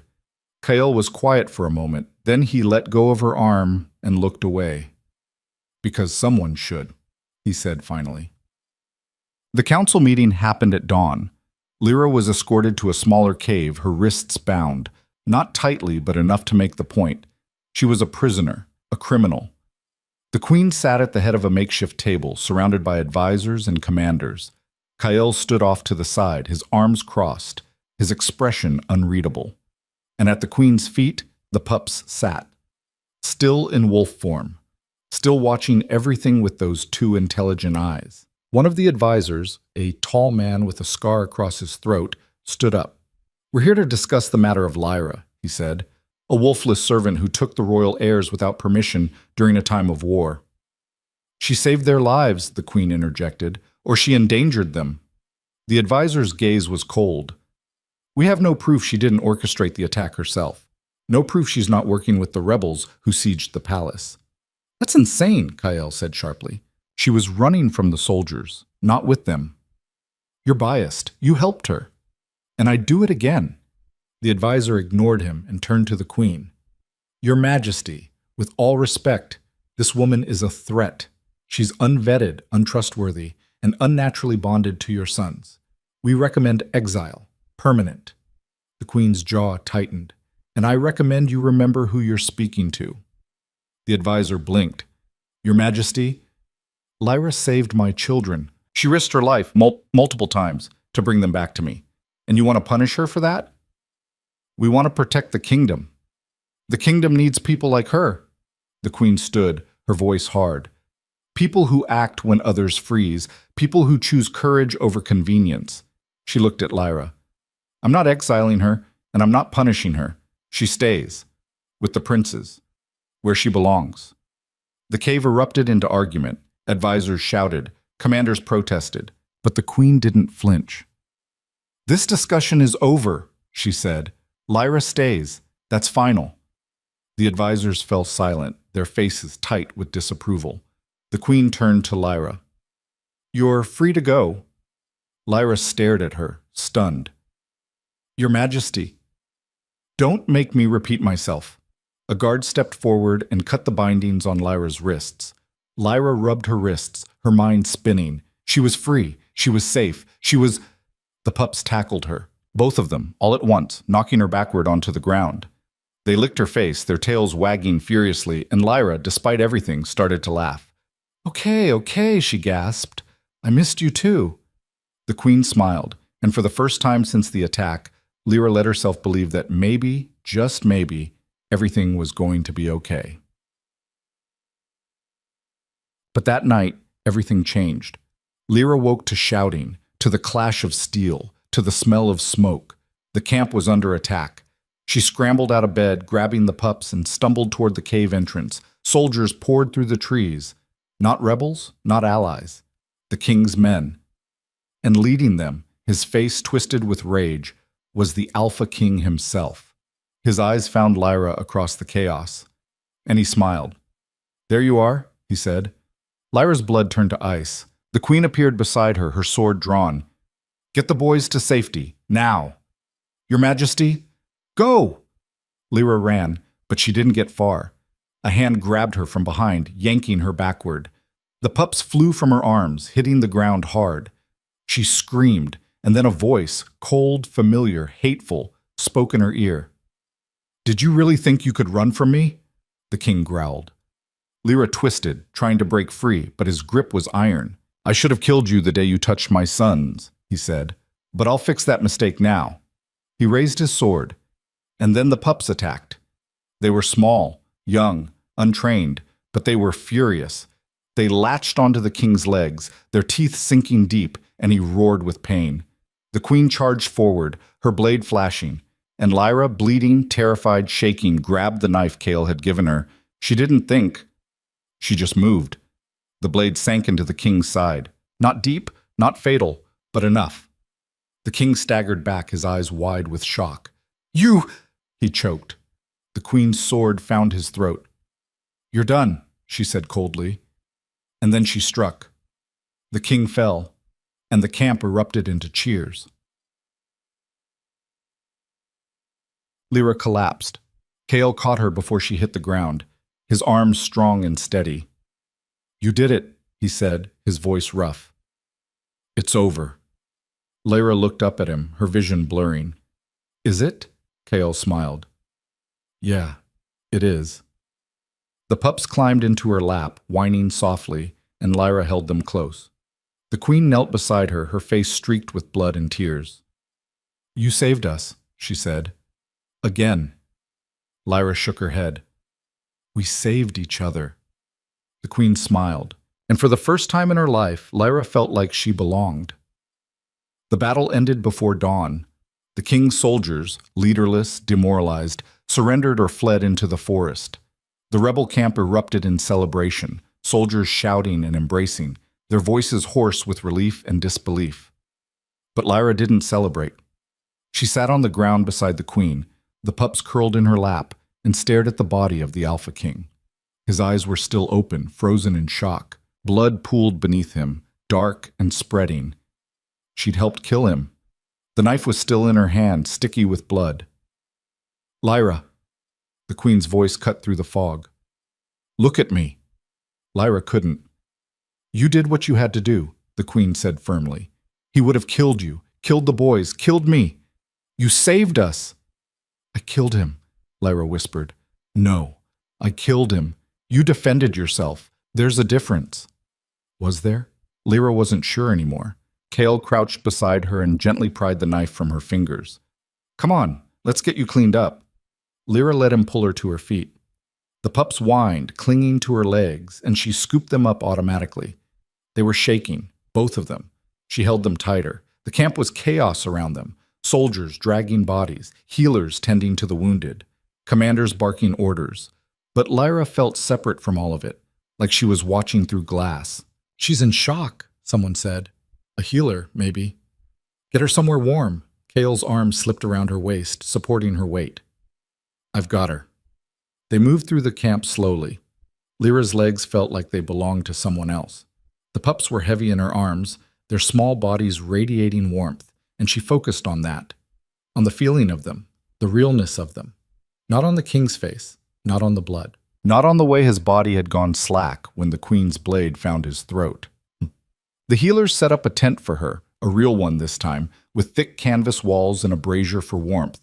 Kyle stayed outside, guarding the entrance, while a young healer named Senna washed the blood from Lyra's hands and arms. You're in shock, Senna said quietly. It'll pass. But you need to rest. I'm fine. You're not. Senna wrapped a blanket around Lyra's shoulders. But you will be. Give it time. Time. Like that would fix anything. The pups were still wolves. They'd been shifted for 2 days now, and nothing the healers tried could coax them back into human form. They ate scraps of meat from Lyra's hands and slept pressed against her side, their small bodies twitching with dreams.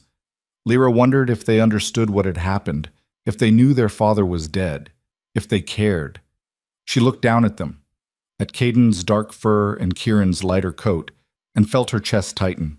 They were so small, so vulnerable. They defended her with teeth and claws and fury, but they were still babies, still helpless in so many ways. What happens now? Lyra asked quietly. Senna paused in her work. What do you mean? The king is dead. The kingdom's without a ruler. What happens to them? She gestured at the pups. The queen will take the throne. She's already won the loyalty of the rebel army. The nobles will have no choice but to accept her. And the princes? They'll be heirs, protected, raised to rule. Senna's expression softened. And you'll be there to help raise them. The queen already said as much. Lyra's throat closed up. She shouldn't trust me with that. I'm nobody. You're the woman who saved her sons twice. That makes you somebody. Senna finished cleaning Lyra's hands and sat back. Try to rest. Tomorrow's going to be long. She left before Lyra could argue. Lyra lay down on the bedroll, the pups immediately curling against her stomach. She wrapped her arms around them and closed her eyes. But sleep didn't come.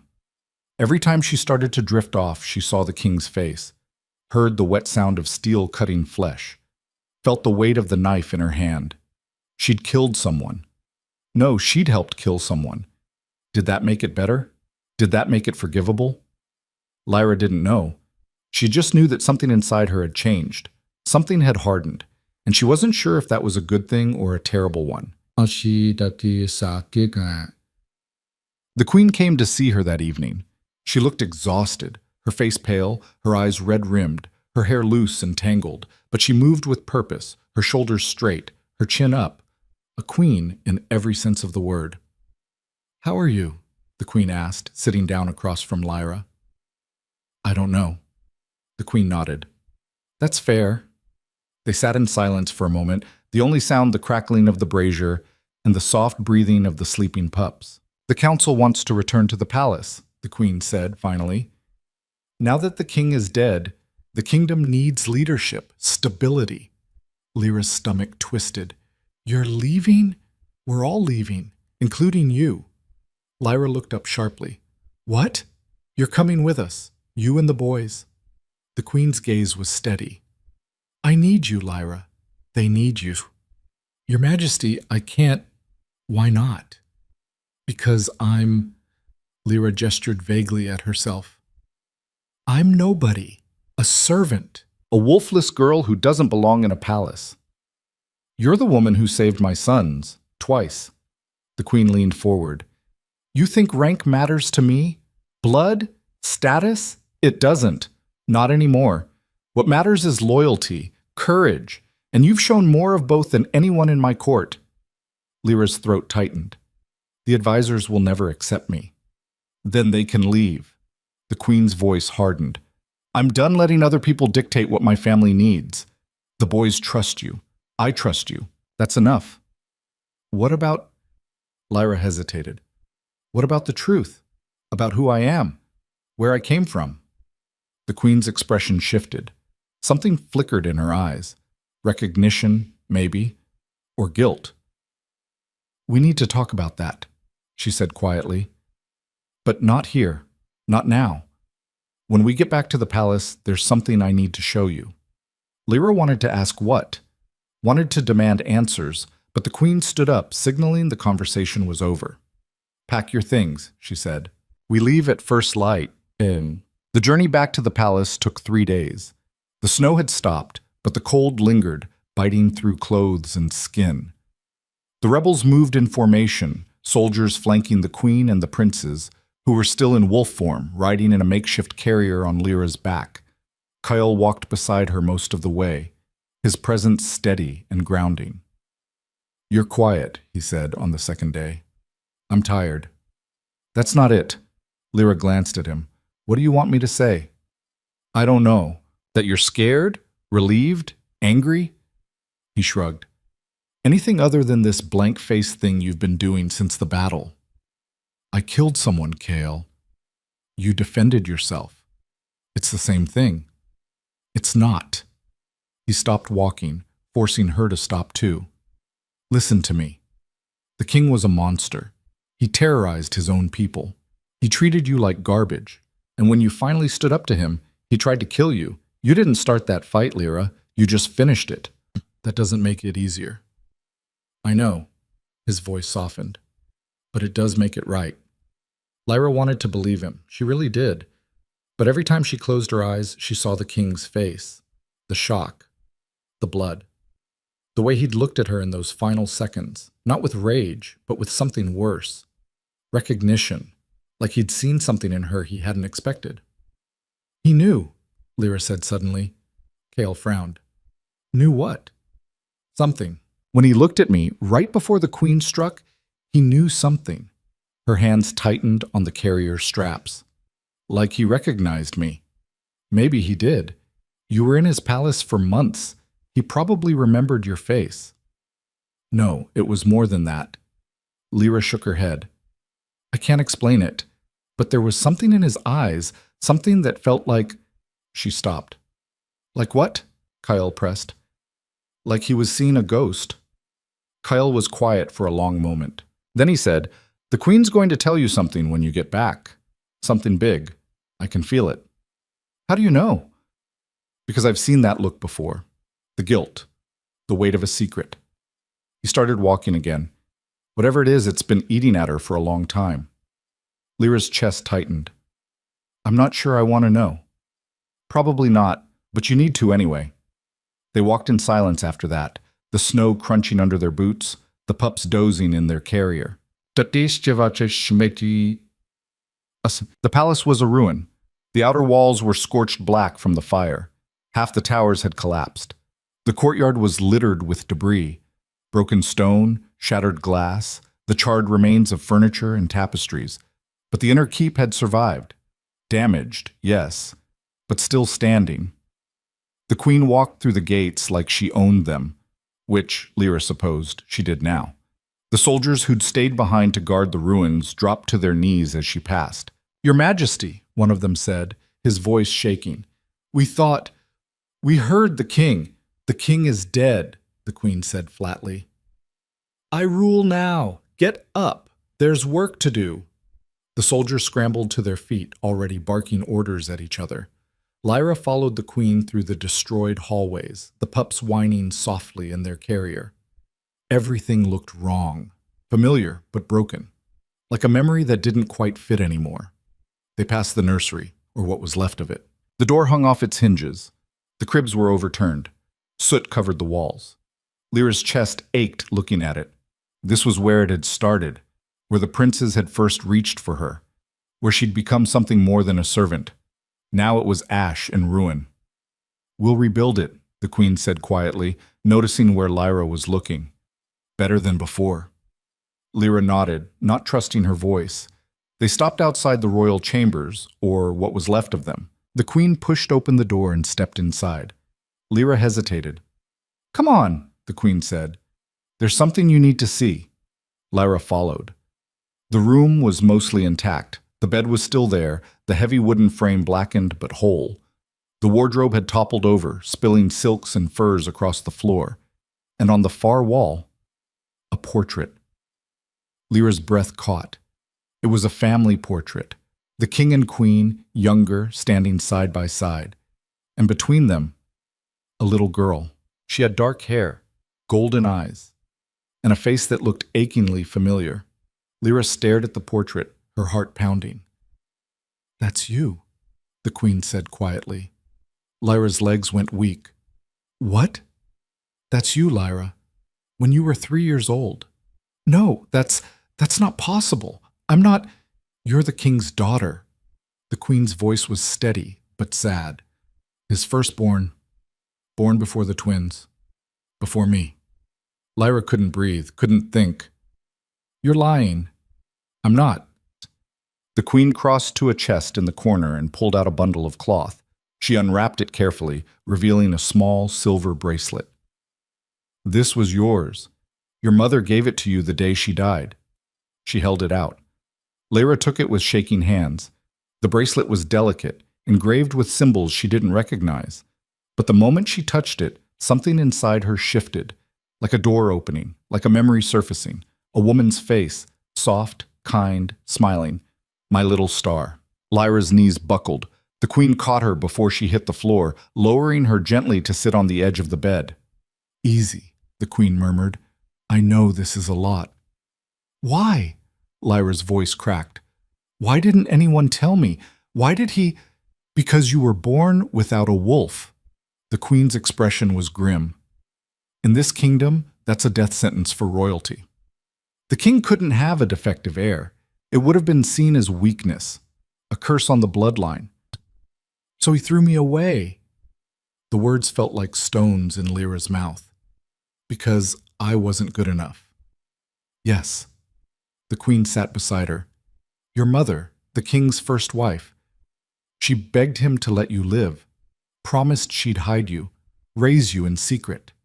But he refused, said you had to die." Lyra's hands were shaking so badly the bracelet slipped from her fingers. The Queen caught it. "Your mother made a deal with one of the servants," the Queen continued.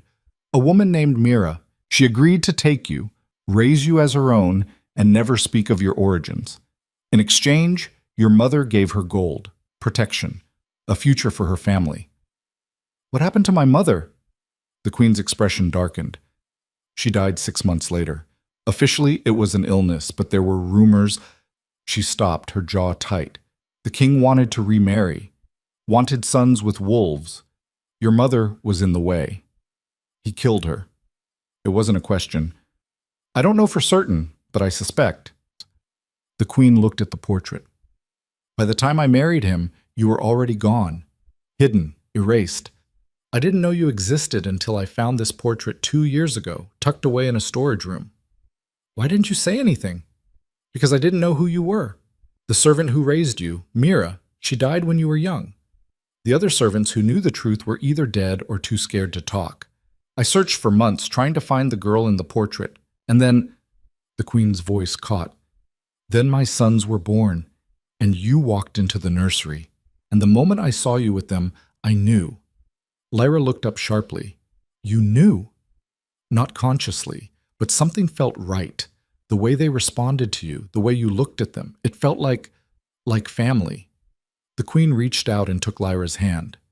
I had the healers run tests while you were sleeping, blood tests. The results came back 3 weeks ago.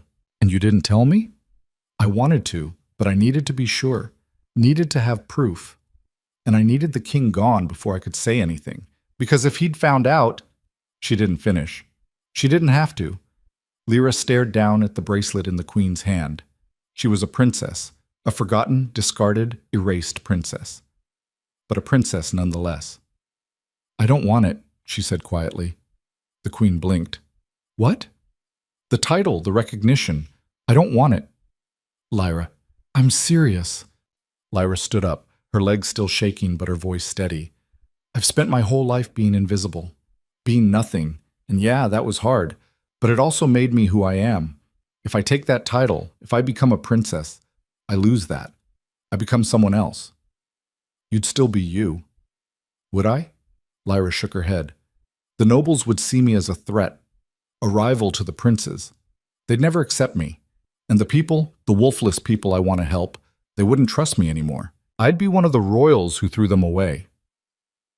The queen stood, her expression conflicted. So what do you want? Lyra thought about it. About the merchant and his daughter. About all the children who felt broken and worthless. About the girl she used to be. I want to help, she said finally. I want to stay with the boys, raise them, teach them. But I don't want a crown. I don't want a title. I just want... Her voice cracked. I just want to matter, to make a difference. To prove that people like me aren't worthless. The queen studied her for a long moment. Then she nodded slowly. All right, she said. No title, no crown, but you'll be recognized as part of this family. The boys deserve to know who you are. And so does the kingdom. I can live with that, the queen smiled. Good, because I wasn't giving you a choice. Despite everything, Lyra almost laughed. But the coronation happened 2 weeks later. The great hall had been cleared of debris and draped in black and silver banners. Nobles from across the kingdom gathered, some supportive, some skeptical, all curious. The queen stood at the front, dressed in armor and a crown of steel. Beside her, 2 small boys in ceremonial robes fidgeted and squirmed. The princes had finally shifted back 3 days ago. It had happened suddenly, in the middle of the night. One moment they were wolves, the next they were screaming babies again. The healers said it was a miracle. Lyra just thought they'd figured out how to let go. Now they stood beside their mother, holding hands, their golden eyes scanning the crowd. Caden saw Lyra first. His face lit up, and he yanked his hand free from Kieran's, toddling toward her on unsteady legs. The crowd gasped. Lyra crouched down and caught him, pulling him into her arms. Kieran followed immediately, clinging to her leg. The nobles whispered. The queen stepped forward and raised her hand for silence. I know there are questions, she said, her voice carrying across the hall. About the attack, about the king, about the woman you see before you. She gestured to Lyra. This is Lyra, the king's firstborn daughter, hidden and discarded because she was born without a wolf. But she is also the woman who saved my sons. who risked her life to bring them back to me, who proved that strength comes not from power, but from heart. The whispers grew louder. From this day forward, the queen continued, Lyra will serve as the royal guardian to the princes. She will have a place in this court, a voice in this kingdom, and anyone who challenges that. Her gaze swept the room, hard and unyielding. Challenges me. The hall fell silent. Then, slowly, one of the nobles stepped forward and bowed. Another followed. Then another. Within moments, the entire hall was bowing. Lyra stood there, holding the princes, tears streaming down her face. The queen walked over and placed a hand on her shoulder. "Welcome home," she said quietly. Lyra couldn't speak. She just nodded, holding the boys tighter, and let herself believe for the first time in her life that she belonged. The celebration lasted 3 days. There was food, real food, not scraps or rations, music, dancing, laughter that echoed through the rebuilt halls. Lyra spent most of it in the nursery with the princes, watching them play and babble and fight over toys. They were growing so fast, changing every day. But they still reached for her when they were scared, still called her name when they woke from nightmares, still looked at her like she was their whole world. Kale found her on the 3rd night, sitting on the floor with Caden asleep in her lap, and Kieran building a tower of blocks nearby. "You're missing the party," he said, leaning against the doorframe. "I've never been good at parties." "Fair." He walked over and sat down beside her. "The Queen's officially announced you as part of the royal family. The nobles are losing their mind." "Good or bad?" "Both." He grinned. "Some think you're a saint. Some think you're a threat. Most just don't know what to make of you." "Story of my life." Kale was quiet for a moment.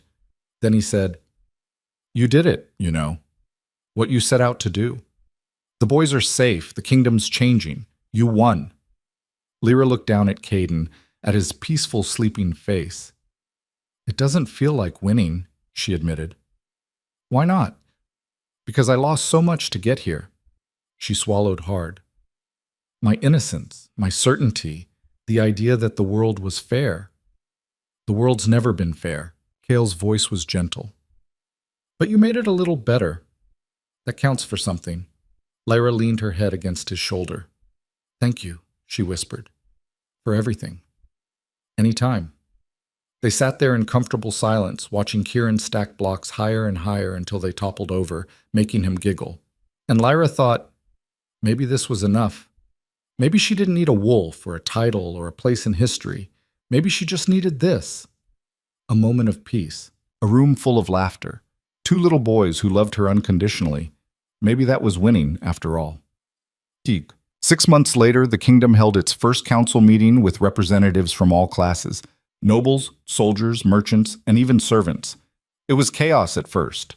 People shouting over each other, demanding to be heard, clashing over policies and priorities. But the queen held firm, and slowly, painfully, they started to listen. Lyra attended the meeting, sitting beside the queen with the princes playing at her feet. She didn't speak much, didn't need to. Her presence was enough, a reminder of what the kingdom was fighting for. A future where everyone mattered, where strength came in many forms, where a wolfless girl could stand beside queens and kings and be valued for who she was, not what she lacked. After one particularly heated session, a merchant approached Lyra. "You're the one who saved the princes," he said. "Yes." "My daughter's wolfless too." His voice was thick with emotion. "She's 6, and every day she comes home crying because the other kids call her broken. Useless." Lyra's chest ached. "I'm sorry." "Don't be sorry, just..." He swallowed hard. "Just keep showing up, keep proving them wrong. Because if you can do it, maybe she can too." He walked away before Lyra could respond, but his words stayed with her. That night, she told the queen about the conversation. "We should do something," Lyra said, "for the wolfless. Create programs, schools, something to show them they're not broken." The queen nodded slowly. "You're right, but I can't do it alone. I need someone to lead it, someone who understands what they're going through." She looked at Lyra. Lyra's eyes widened. "You want me to..." "Yes. I don't know anything about leading programs or... You know what it's like to be invisible, to be dismissed, to fight for every scrap of dignity. The Queen's gaze was steady. That's more important than any training. Lyra thought about the merchant's daughter, about all the other children out there who felt worthless because they didn't have wolves, about the girl she used to be. Okay, she said, I'll do it. The Queen smiled. I knew you would. That's it. 2 years later, the kingdom was unrecognizable. The palace had been rebuilt, its walls stronger than before. The Council of Voices, as it came to be called, met regularly, and real changes were happening. Laws protecting the wolfless, schools teaching trades and skills instead of just combat, a shift in how people thought about power. It wasn't perfect. There were still nobles who resisted, still people who clung to the old ways. But it was better. And Lyra, once invisible, once nothing, was at the center of it all. She ran the Wolfless Initiative, a network of schools and support systems across the kingdom. She traveled to villages, met with families, listened to stories that broke her heart and fueled her determination. The work was exhausting. Some days she came back to the palace so tired she could barely stand. Other days she faced resistance so fierce it made her want to quit. But then she'd see a child's face light up when they realized they weren't alone. Or she'd hear a parent thank her through tears. Or she'd watch a wolfless teenager graduate from one of her programs with skills and confidence they'd never had before. And she'd remember why she was doing this. Every night she came home to the palace. To the princes, who were 4 years old now and wild as wolves, pun intended. They ran through the halls, climbed on furniture, drove the servants crazy. Caden was bold and fierce, always the first to try something new. He'd inherited his father's intensity, but tempered it with kindness. When other children were mean to the wolfless kids who sometimes visited the palace, Caden was the first to stand up for them. Kieran was quieter, more thoughtful. He watched everything, asked questions that made the tutors nervous, and had a way of seeing through people that was unnerving in someone so young. But he was also gentle, patient, the kind of child who'd sit with someone who was sad until they felt better. They were going to be incredible leaders someday, and Lyra would be there to help them become those leaders. On the 3rd anniversary of the king's death, the queen held a private ceremony in the garden. Just the 4 of them, the queen, Lyra, and the princes. They planted a tree, not for the king, but for the future, for the kingdom they were building together. The boys took turns shoveling dirt, their faces serious with concentration. When they finished, they stepped back and looked at their work with pride. It's small, Caden observed. All trees start small, the queen said. But with time and care, they grow strong. Like us? Kieran asked. Exactly like you. The boys beamed. Lyra knelt beside the sapling and pressed her hand against the soil. We should make a promise, she said. What kind of promise? Caden asked. That we'll take care of this tree, watch it grow, and that we'll remember what it stands for. What does it stand for? Kieran tilted his head. Lyra thought about how to explain it. About the kingdom that had thrown her away. About the fight to rebuild it into something better. About the children who were growing up believing they had worth. Hope, she said finally. It stands for hope. The queen smiled and placed her hand over Lyra's.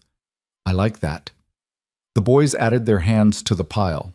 They stood there for a while, watching the sun set over the garden, their hands linked over the soil of a tree that would outlive them all.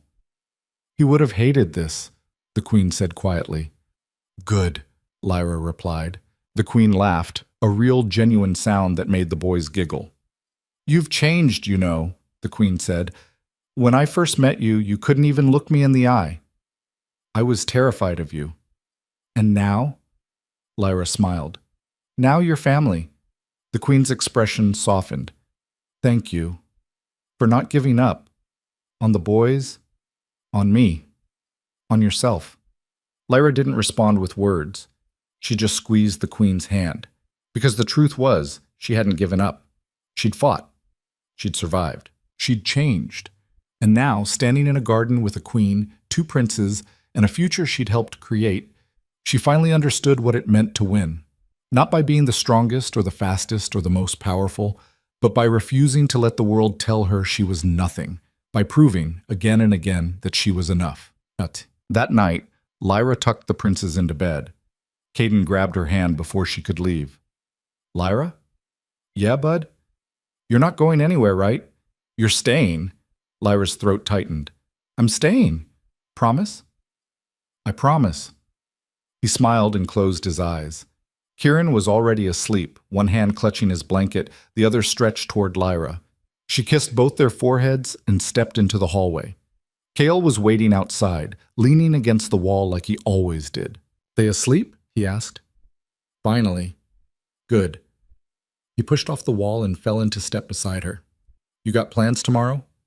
The usual. Meetings, paperwork, trying to convince stubborn nobles that change is good. Sounds thrilling. It is, actually. Lyra smiled. What about you? Thought I'd stick around. Make sure you don't get into trouble. I don't need a bodyguard, Cale. I know, but you've got one anyway. He grinned. Besides, someone has to keep you humble. Lyra laughed. They walked through the palace together, past tapestries and portraits and windows that looked out over a kingdom slowly healing. Lyra paused at one of the windows, looking out at the lights of the city below. You ever think about leaving? She asked quietly. Finding somewhere quieter, simpler? Kael shrugged. Sometimes. But then I'd miss watching you change the world. I'm not changing the world. Yes, you are.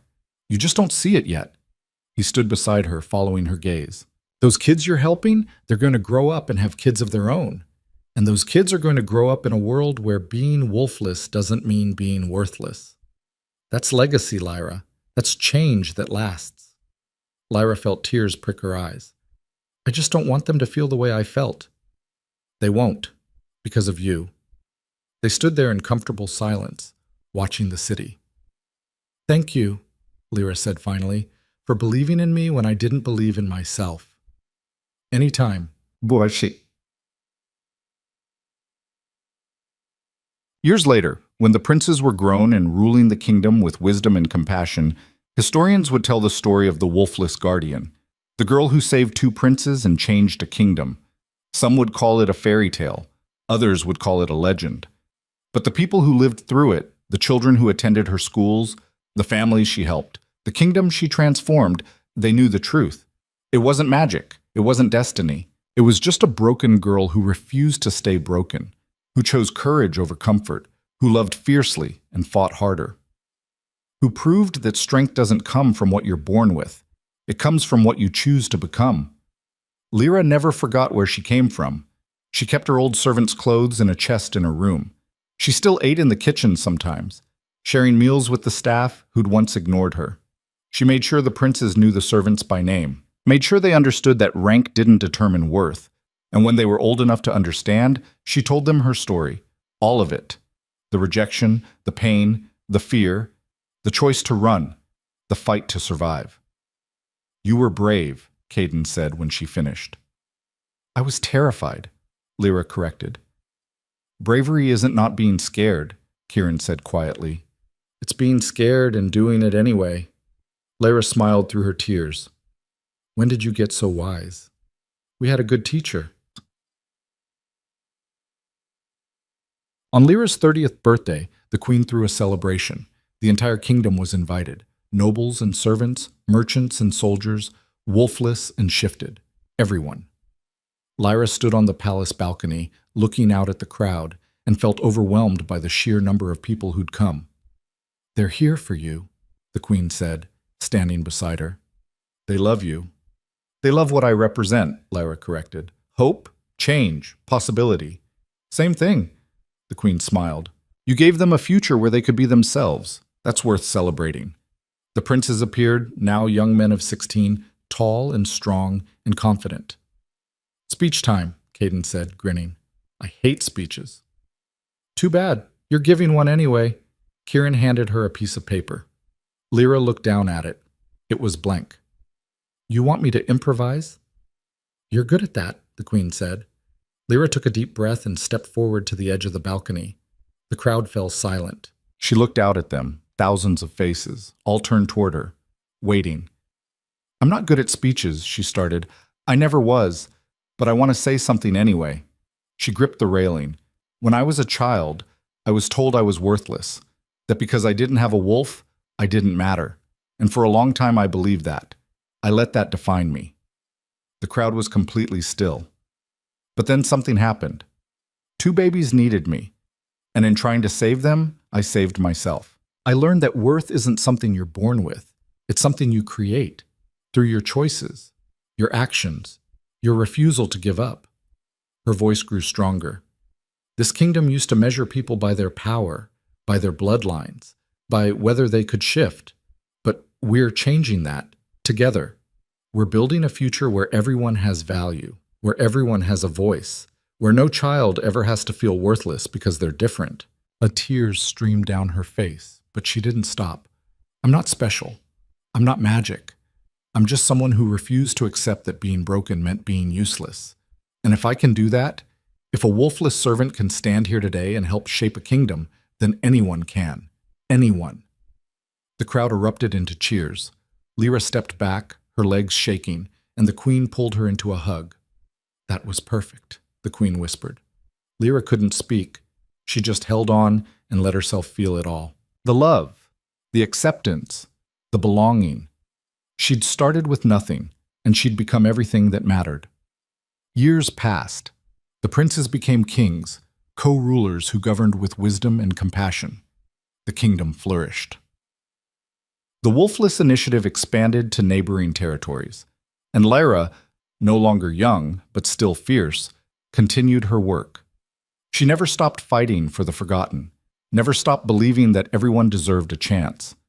On her deathbed, surrounded by the people she loved, she looked at the two men who'd once been helpless babies in her arms. "You did good," she whispered. "We learned from the best," Caden said, his voice thick with tears. Kieran took her hand. "Thank you for everything." Lyra smiled. "It was my honor." She closed her eyes, and her last thought wasn't of pain or regret. It was of two tiny princes who'd changed her life, of a queen who'd given her a family, of a kingdom that had finally learned that strength comes in many forms. She'd been nothing, and she'd become everything. And that, more than any crown, any title, any power, was the real victory.